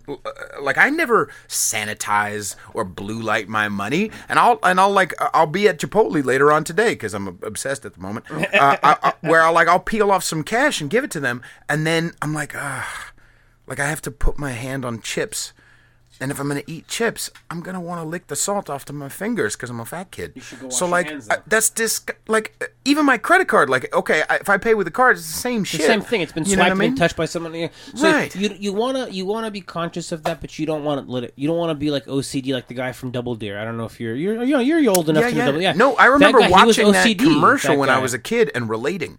I remember being like, God damn it, I relate to that. Yeah. Like I'm definitely alcoholic in general is fucking obsessive compulsive. I obsess about something and I make impulsive decisions, and it's just because absolutely. Oh yeah, it's crazy shit. But it's just like when you walk into a public restroom, and how many times you see a guy not wash his hands, and how many times do you in your back of your head like wash your fucking hands? Dude. I don't know how dirty your dick is. Wash your fucking hands. Have you ever seen these motherfuckers who wash their hands before they piss and then not after? You fucking monkey, get your ass fucking... I'll do both. Like, if I've been out... Do you really? Because if I've been out all day... Well, that's very conscientious to the people who might get in contact with your penis later. Thank you. Exactly. How very conscientious of you, sir. So it's one of those things... But it's like, if I'm at home, no, I'm not going to do that. You know what I mean? But if I'm out and about... You know, like, especially like I go shopping 2-3 times a week for work, right? I go to Costco, I go to Restaurant Depot, I do other errands, other places. I'm touching shopping carts, I'm touching baskets, I'm touching items that you don't know who touched what. No. So if I used to not do this. You know who really got me thinking about it? Who? Believe it or not, was the comedian who I love, Jim Jeffries. Really? One of his bits, he was like, let me get this straight. You want me to touch my dick after I've been touching all these things and then go wash my hands? He's like, no, fuck you. I'm going to wash my hands, then touch my dick, and then go fuck yourself. Like, he says something like that. Like, he's like, fuck off, And I was like, good shit, but no, he's got a point. Not about the second part, but about the first part. Right. So when I heard, this was like a few years ago, and I was like, I never thought about that. Right. I didn't, that really made me think, and I was like, that's so true. Right. I don't know if I like Jim Jeffries. He's hilarious. I think he is. I've seen him but live there's some people some people who like speak to you, and some people who don't. For me, sometimes I feel like, all right, I get it. It's like Rage Against the Machine. I can get through like 5 songs, and then it's time to change the fucking, like, the same emotional, like, everything's fucked. Yeah.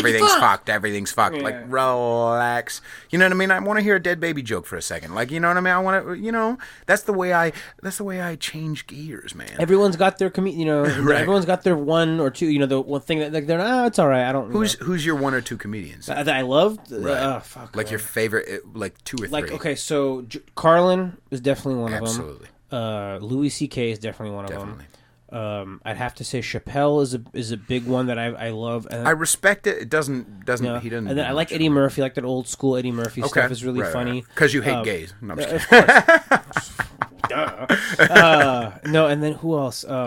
Like Pryor, yes, and like not all of it though. Like Richard Pryor, he's a genius. Don't get me wrong, but there's certain stuff that I'm like, I get it, but I don't find it funny. But I see why people find him funny. I love Richard Pryor because I love See No Evil, Hear No Evil.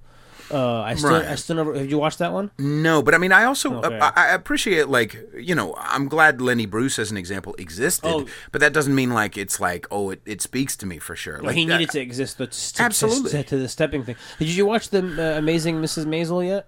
On Amazon Prime? I've heard mixed things. I like it. Good things, and I've heard I recommend at least give it a shot if you got Prime. Right. It's worth it. It's a good fucking show, especially because the time it takes place, it reminds you on how women were looked at. Okay. And I don't think we think about that enough now because like we see women CEOs and women presidents and mayors, and like it's starting to show up more and more. Right. But I also don't want to watch a movie or watch a show or a movie if I'm going to be preached at as well. No.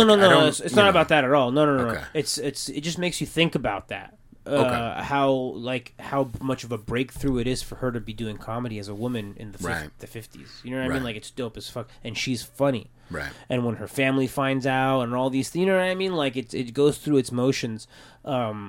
It's funny. It's really entertaining, and the woman that plays her, it's fun to trip off. Like, she was the prostitute in House of Cards. I know. And she's come a long way, and she's gorgeous. She's beautiful. She's gorgeous. And she's fucking funny. I'm telling you, it's really fun, and it helps because she's cute, and that's one of those things. I can't stand when any person says women can't be fun. No, fuck that. Women can be funny, and they can be hot and funny. Okay, I've seen comics of all of them. I've seen comics that are unattractive to me, but they're fucking hilarious. Totally. And I've seen comics that are attractive and they're fucking hilarious. But there are some comics and musicians who get a little too much credit because they're cute. Yeah, that's that happens. That happens a lot. There's some in the Bay Area here, like where we have had them on our show a couple times, and like I'm not going to say names, and they're not. There's not that they're not funny. We'll talk about it after the show. Yes, we're talking about you, comedians. Yeah, that's right. But then all of a sudden you find out they have like this whole. You're like, holy shit! Like they're getting really popular in the Bay here. Right. And you're just like, okay, good for them. That's all I can say is good for them. Good for you. You're doing your thing. I'm not going to hate on that. You know what I mean? That's me. That's how I don't want to be envious or jealous. I'm like, hey, good for you. You do your thing. Right. I just don't see it. Right. I don't see you're that funny. Right. And I'm not trying to say that because I think I'm funnier. I don't think that at all. You know what I mean? Like I said, I'm my biggest critic. I struggle so much with my own like lack of confidence sometimes. And then people say, "No, that was great. You should do that." I was like, "Oh, okay, cool." I was listening to Opie and Anthony one time, and they were talking about how hacks are always really overly confident. Like hacks guys who aren't funny are like, "Hey guy, how you doing, man?" And they're just like happier than shit to be there and just really overconfident. It's people who are geniuses like you and I who are like, I suck, I'm a piece of shit, nobody likes me. Oh my god, you like me? Okay. You know what I mean? Like I find that to be comforting to me. It's like, okay, maybe I don't actually suck because I'm afraid of. It's like you're like that old thing, like crazy people don't know they're crazy. If you're afraid you're crazy, yeah, okay, you might be crazy, but you're probably not crazy because you are at least trying to be aware. You're cognitive of it. Yeah, you understand. Right. So if you think you suck, chances are maybe you don't suck that much. It's just your inner critic, And that's the one thing. Like Lauren Kraut, like I've written with her a few times, and she's helped me a lot. And she's she's like, don't beat yourself up. Right. Like you're beating yourself up too much. Right. Like you got to work it. You got to try it. You got to practice it. It's the only way you're gonna know if it's gonna work. Right. So that's why like. I need to get back out here and just make some, especially before the 12th, because I got to practice a few things. That too. But I mean for the 12th of March for Pacifica, because I want. Oh, right. Yeah, I want. I haven't been invited on a show in a couple years, so I want to. I want to really make some market where it's people can crowd, say, yeah. And that's what I heard. Winter's Tuesday night. I think it's second Tuesday of the night. Comedy at Winter's in Pacifica. Yeah, nice crowd. Definitely, like they're not like highfalutin or anything crazy. No, I hear you could get away with some shit. And that's what Pacifica people are down to earth like that. That's one because I know it's a weird town. It is. I know people that grew up in Pacifica, and even though they went to school with me, like in El Camino, they grew up in Pacifica, and it's like it's interesting, but they're. It's good folks. Do you like the process? Like, okay, for me, my favoriteest part is, when things come together and it's like, holy shit, I just wrote that, and you feel good, and you're like, God damn it, that's great. Just give it. Oh, I can't wait to show people. Yeah. That's fun. But I think the process of writing is sometimes the most frustrating thing in the fucking world, because when it's not clicking, a piece of me, my lazy piece, wants to just say fuck this. I don't want to. I'll just watch Netflix and eat a pizza. Like I don't want to. Yeah, we all. It's like rock climbing without the gear.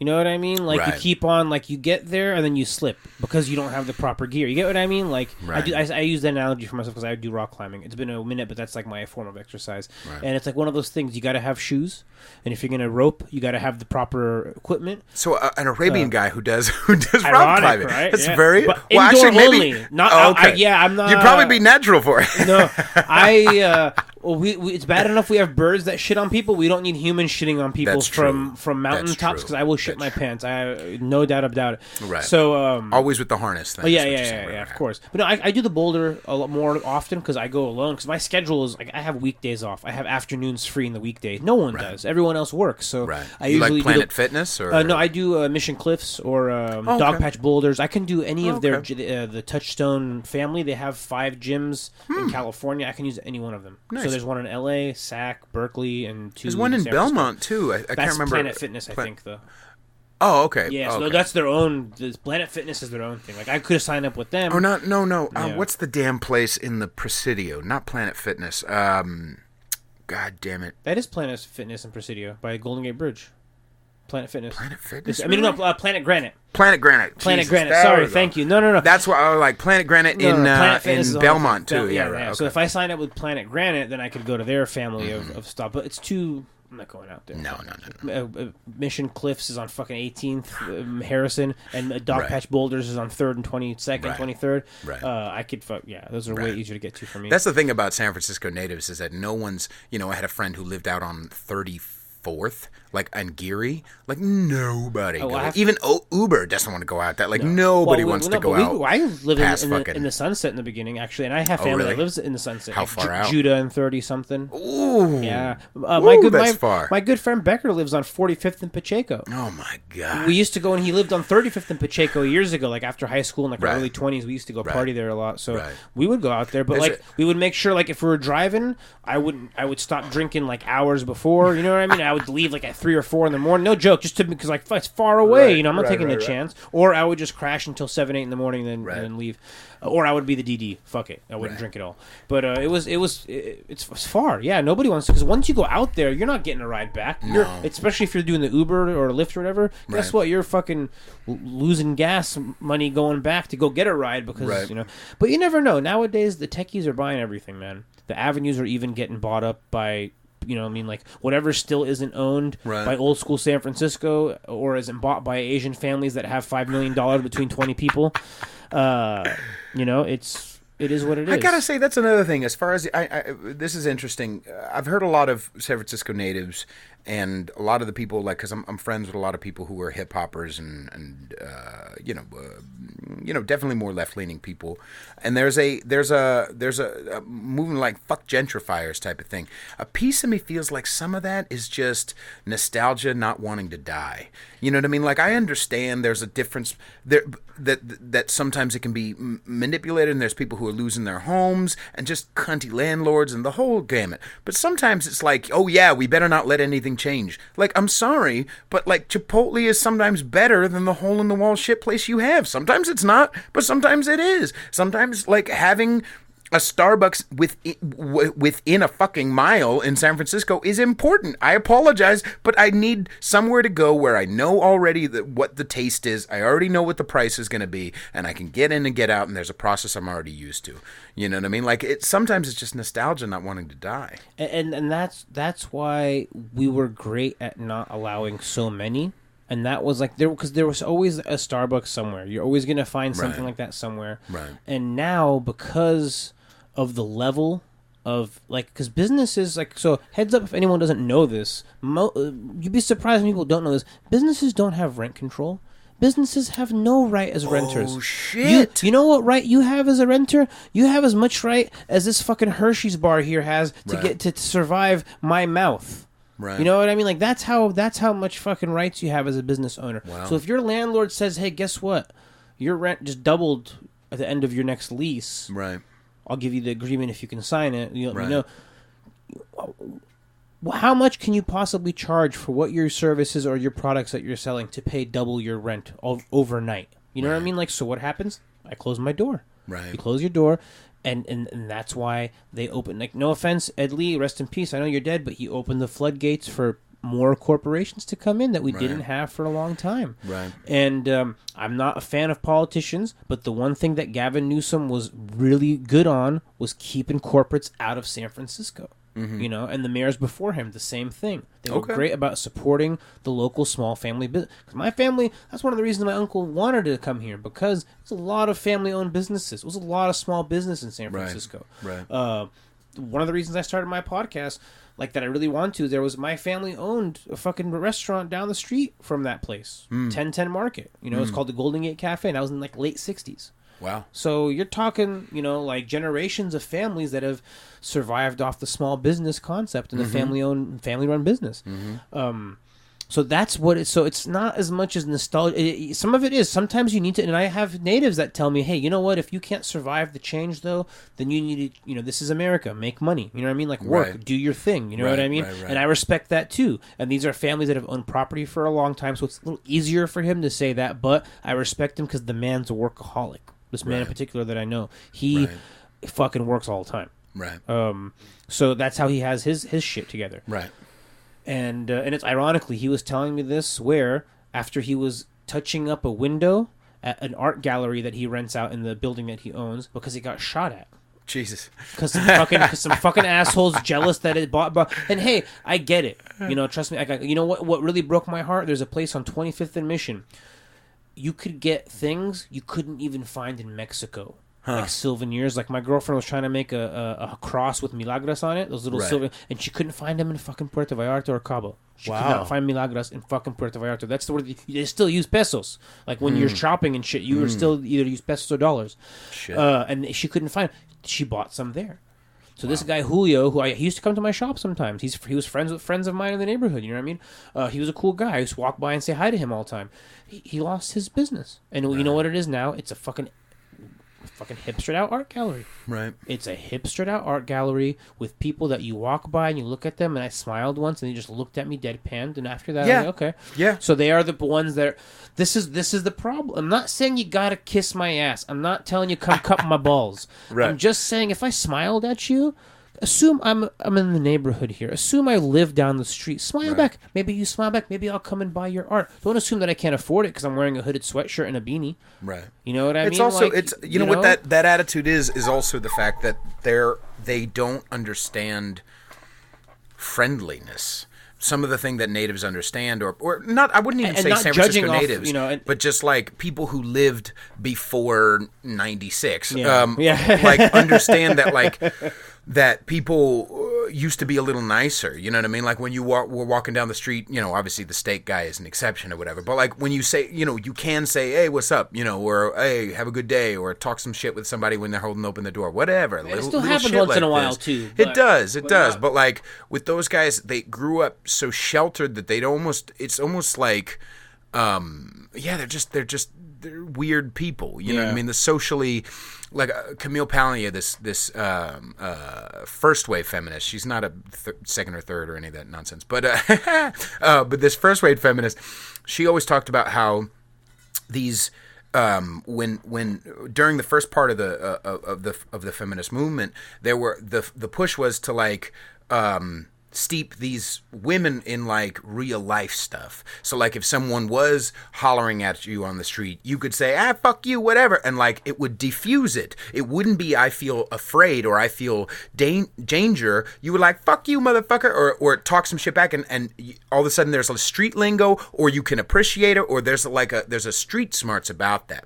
But she was talking about how we've sheltered women so much that now when someone hollers at them, it's like, oh, they're like crushed, you know what I mean? Like, and so I feel like that same thing happens with these hipsters, where like they're so protected from interacting with another human being, like who you don't know.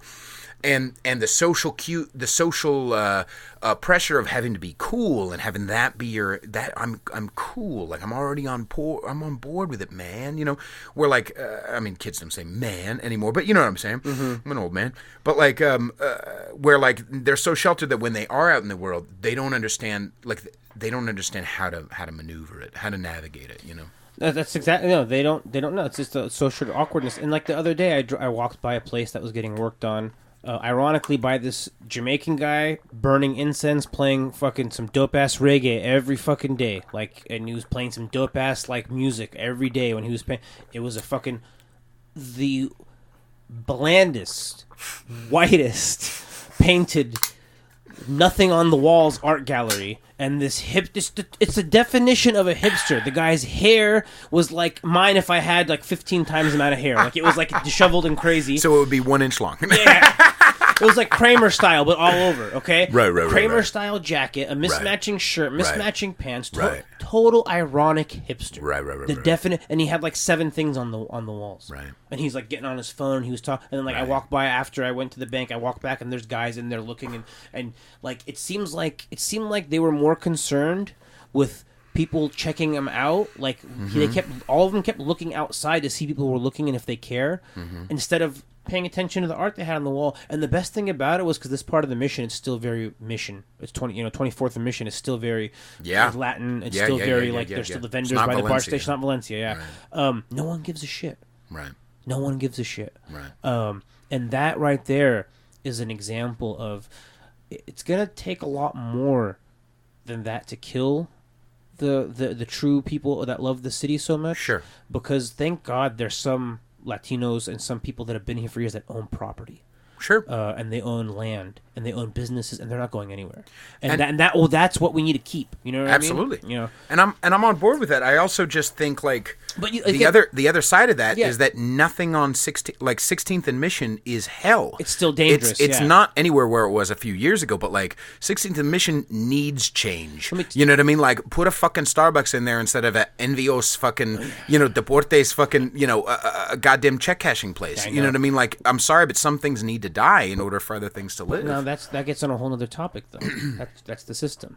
You know what I mean? That's you know what I mean? Like that's where those people that are selling drugs there go cash their checks that they get. You know what I mean? Like that's what it is. You know what I mean? Right. I'm not trying to be. It's like, hey, it is what it is. It is what it is. I'm not saying everyone's doing that. They get the check from the government. No. Sure. I said I lived on fucking food stamps. We weren't fucking. Right. And this is before you can use it on a debit card and actually get cash. Right. You had to only buy fucking produce. We weren't trying to sell them for money. Right. You know what I mean? You had to go buy. We bought food with our food stamps. You know what I mean? When we needed it, we used it. Right. And when my dad bought fucking the coffee shop and we started making money, guess what? He fucking got off of it. Right. He's like, I'm done. Right. He's like, I can afford to provide for my family. We have health insurance. Right. We have food on our table. We have a fucking roof over our head still.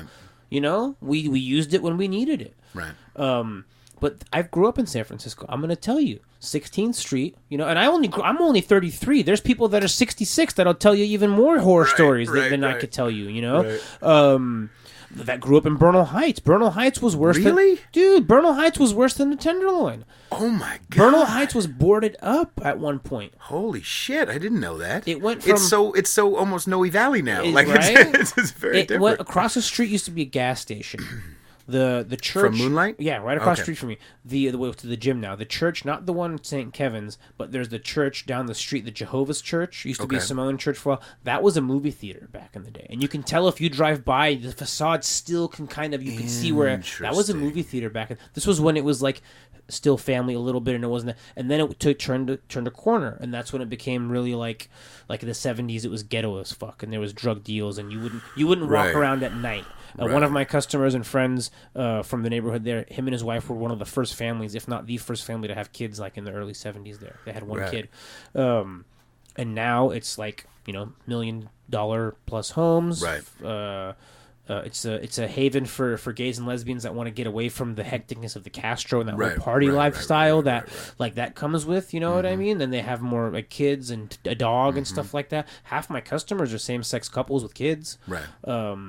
And it's just like, it's a great neighborhood. It's a great community for that's why like that whole joke didn't fly. You know what I mean? Like you got a group of lesbian and family people on these things. So it's my fault. You know what I mean? But depending on the crowd, you know what I mean? It's worked on the crowd. Yeah, it depends on the crowd. I have a very close family member of mine who is a lesbian.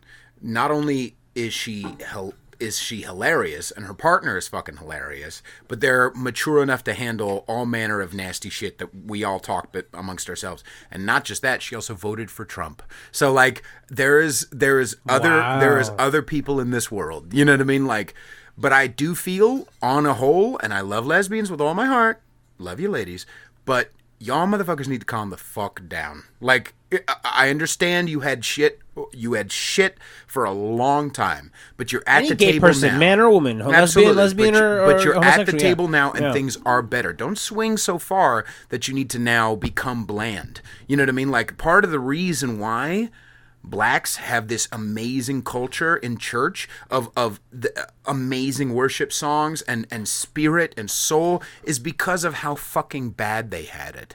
You know what I mean? Like, part of the reason why you talk about fucking, like, Anglos getting up is because y'all motherfuckers had it kind of goddamn good. But like, gay people are some of the most hilarious people in the world. Like, you have it okay. There's a nice middle ground where we can all be equal. Like now, like you can get married, you can adopt, like relax, let's like, joke. Especially in this city, like, because anywhere else, man, they give you like the dirt of the litter when you try to adopt as a same-sex couple. You know what really? I mean? Like, yeah, it's not. San Francisco in particular is one of the better places to do it, but even then, it's still not. Depending on where you're going, it's. Like they'll give you something with Downs, or they'll give you, not saying it's a bad thing, but they'll purposely, like, I don't mean like but they'll give you extra, you know what I mean? No, like, they won't let you pick what you want. They won't, you know what I mean? They'll restrict your, I don't know how it is now, but that's what I was told at one point, you know, and in certain places, it probably, who knows? Right. You know what I mean? Who knows what it's like in Texas, if there's places that is happening, they might be But just like your dad, when he needed help until he didn't need help, that decision, because I've been on food stamps before as well. When I made that decision to give it up, even though I could still skirt the system, I was like 21 or whatever. You don't want to like, I wanted to, but I'm like, I gotta get your shit together. I want my balls, you know what I mean? I kind of need to, like, and so there's an uncomfortable maturity decision where you go, you know what? I'm going to stand on my own 2 feet, and I'm going to take the brunt of being broke. Okay, I'm not destitute. I got the help I needed when I needed it, but I'm not broke anymore, and I can say, okay, I can let go of that, and I can be a little bit broke. You're willing to kind of eat shit a little bit. And what I like about that, and I think the way it applies to this, is that you're willing to, like, okay, we have it better now as lesbians. We have it, things are going like pretty goddamn great. And okay, there's still some hardships. Yeah, I would be uncomfortable at a fucking, in certain parts of the country, or especially in fucking certain parts of the world. Yeah. But like, I can go and I can go to a fucking Catholic church and see a lesbian priest. Like things are okay. Now let me now become a part of the conversation instead of drowning everyone out with being my offended. feelings, right. Let me get some goddamn slippers. Now that the world is a little more fucking softer, let me get some slippers. Yeah, I like the way you look at that, and that's that makes sense. And it's really like, and that's the thing too. I apologized about the whole for the joke thing. I was like, please let them know, like, I won't say that if it's that offensive to them. You know what I mean? When they're there, like, I won't, like, I might use it if there's some, but I was just like, it really doesn't mean anything you're interpreting. Right. No matter what you say. Right. Like, no matter what you say, I don't mean it from any bad place in my heart whatsoever. Because I don't look at people like that. You know what I mean? Like, if you're, call people cunts and I mean it, especially if they're on the road. No, but if you're bad, well, yeah, dumb drivers is a whole other thing. We're the nicest people until you get in the car. Don't be talking about dumb drivers. Right. But even then, at some point, because I've seen that go bad too, and people either get hurt or almost get hurt. Right. I just try to keep. Just for me personally, I'm like, fuck. It's easier to just keep it low key and just swear in Arabic, fucking cuss them out into your under your own lips, and that's it, and let them go. Fuck them, because there's too many of them these days with all these fucking Ubers and Lyfts and shit. They don't know where they're going, but it's just. But there was a difference in context. Like you have a good heart, and it's like under the context of joking. It's just joking. I'm just I don't mean anything, and like I have a friend of mine.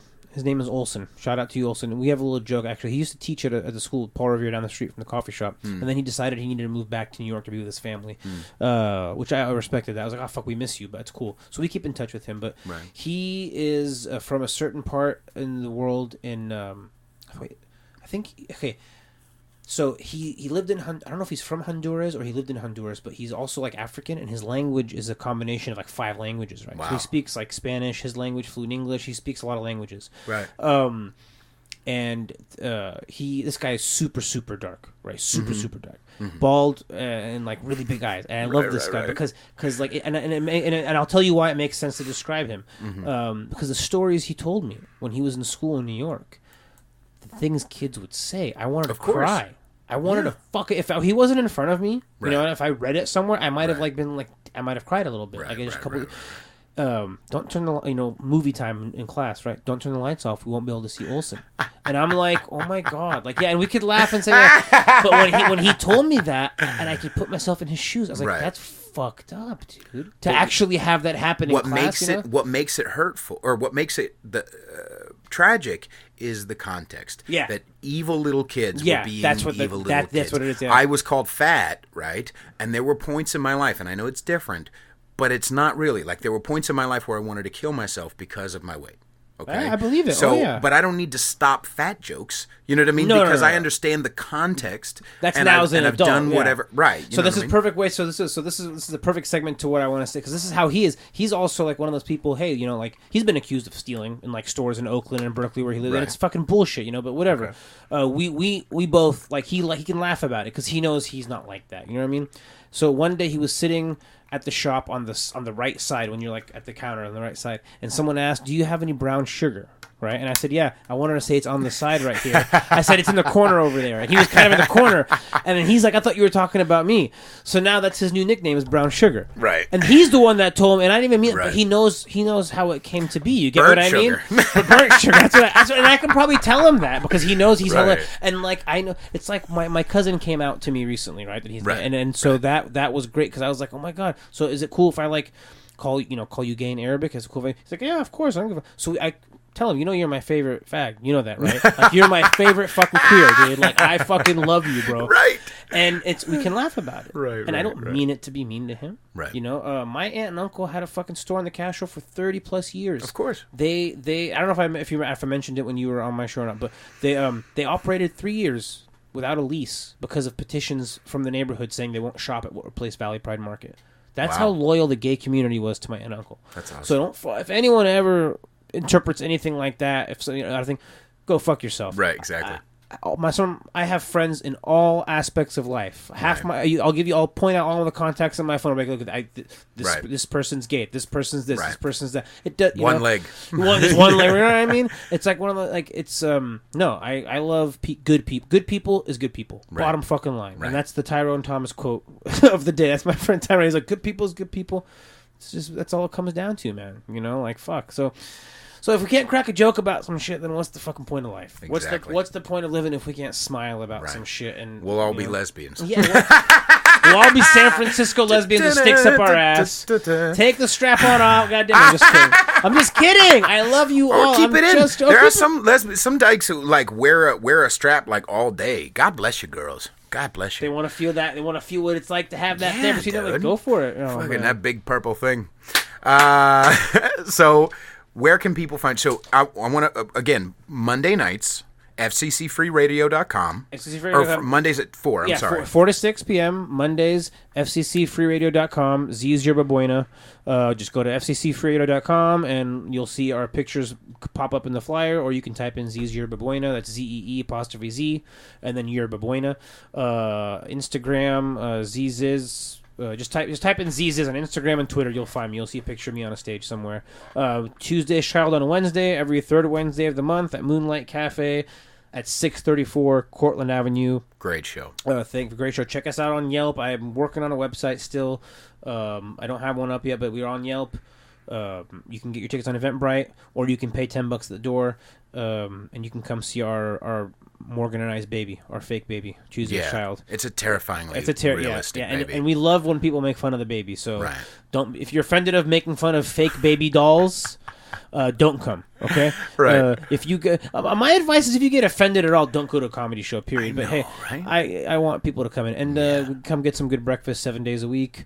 We are open now till 9 o'clock on Fridays and Saturdays, except holiday weekends. So look for that too.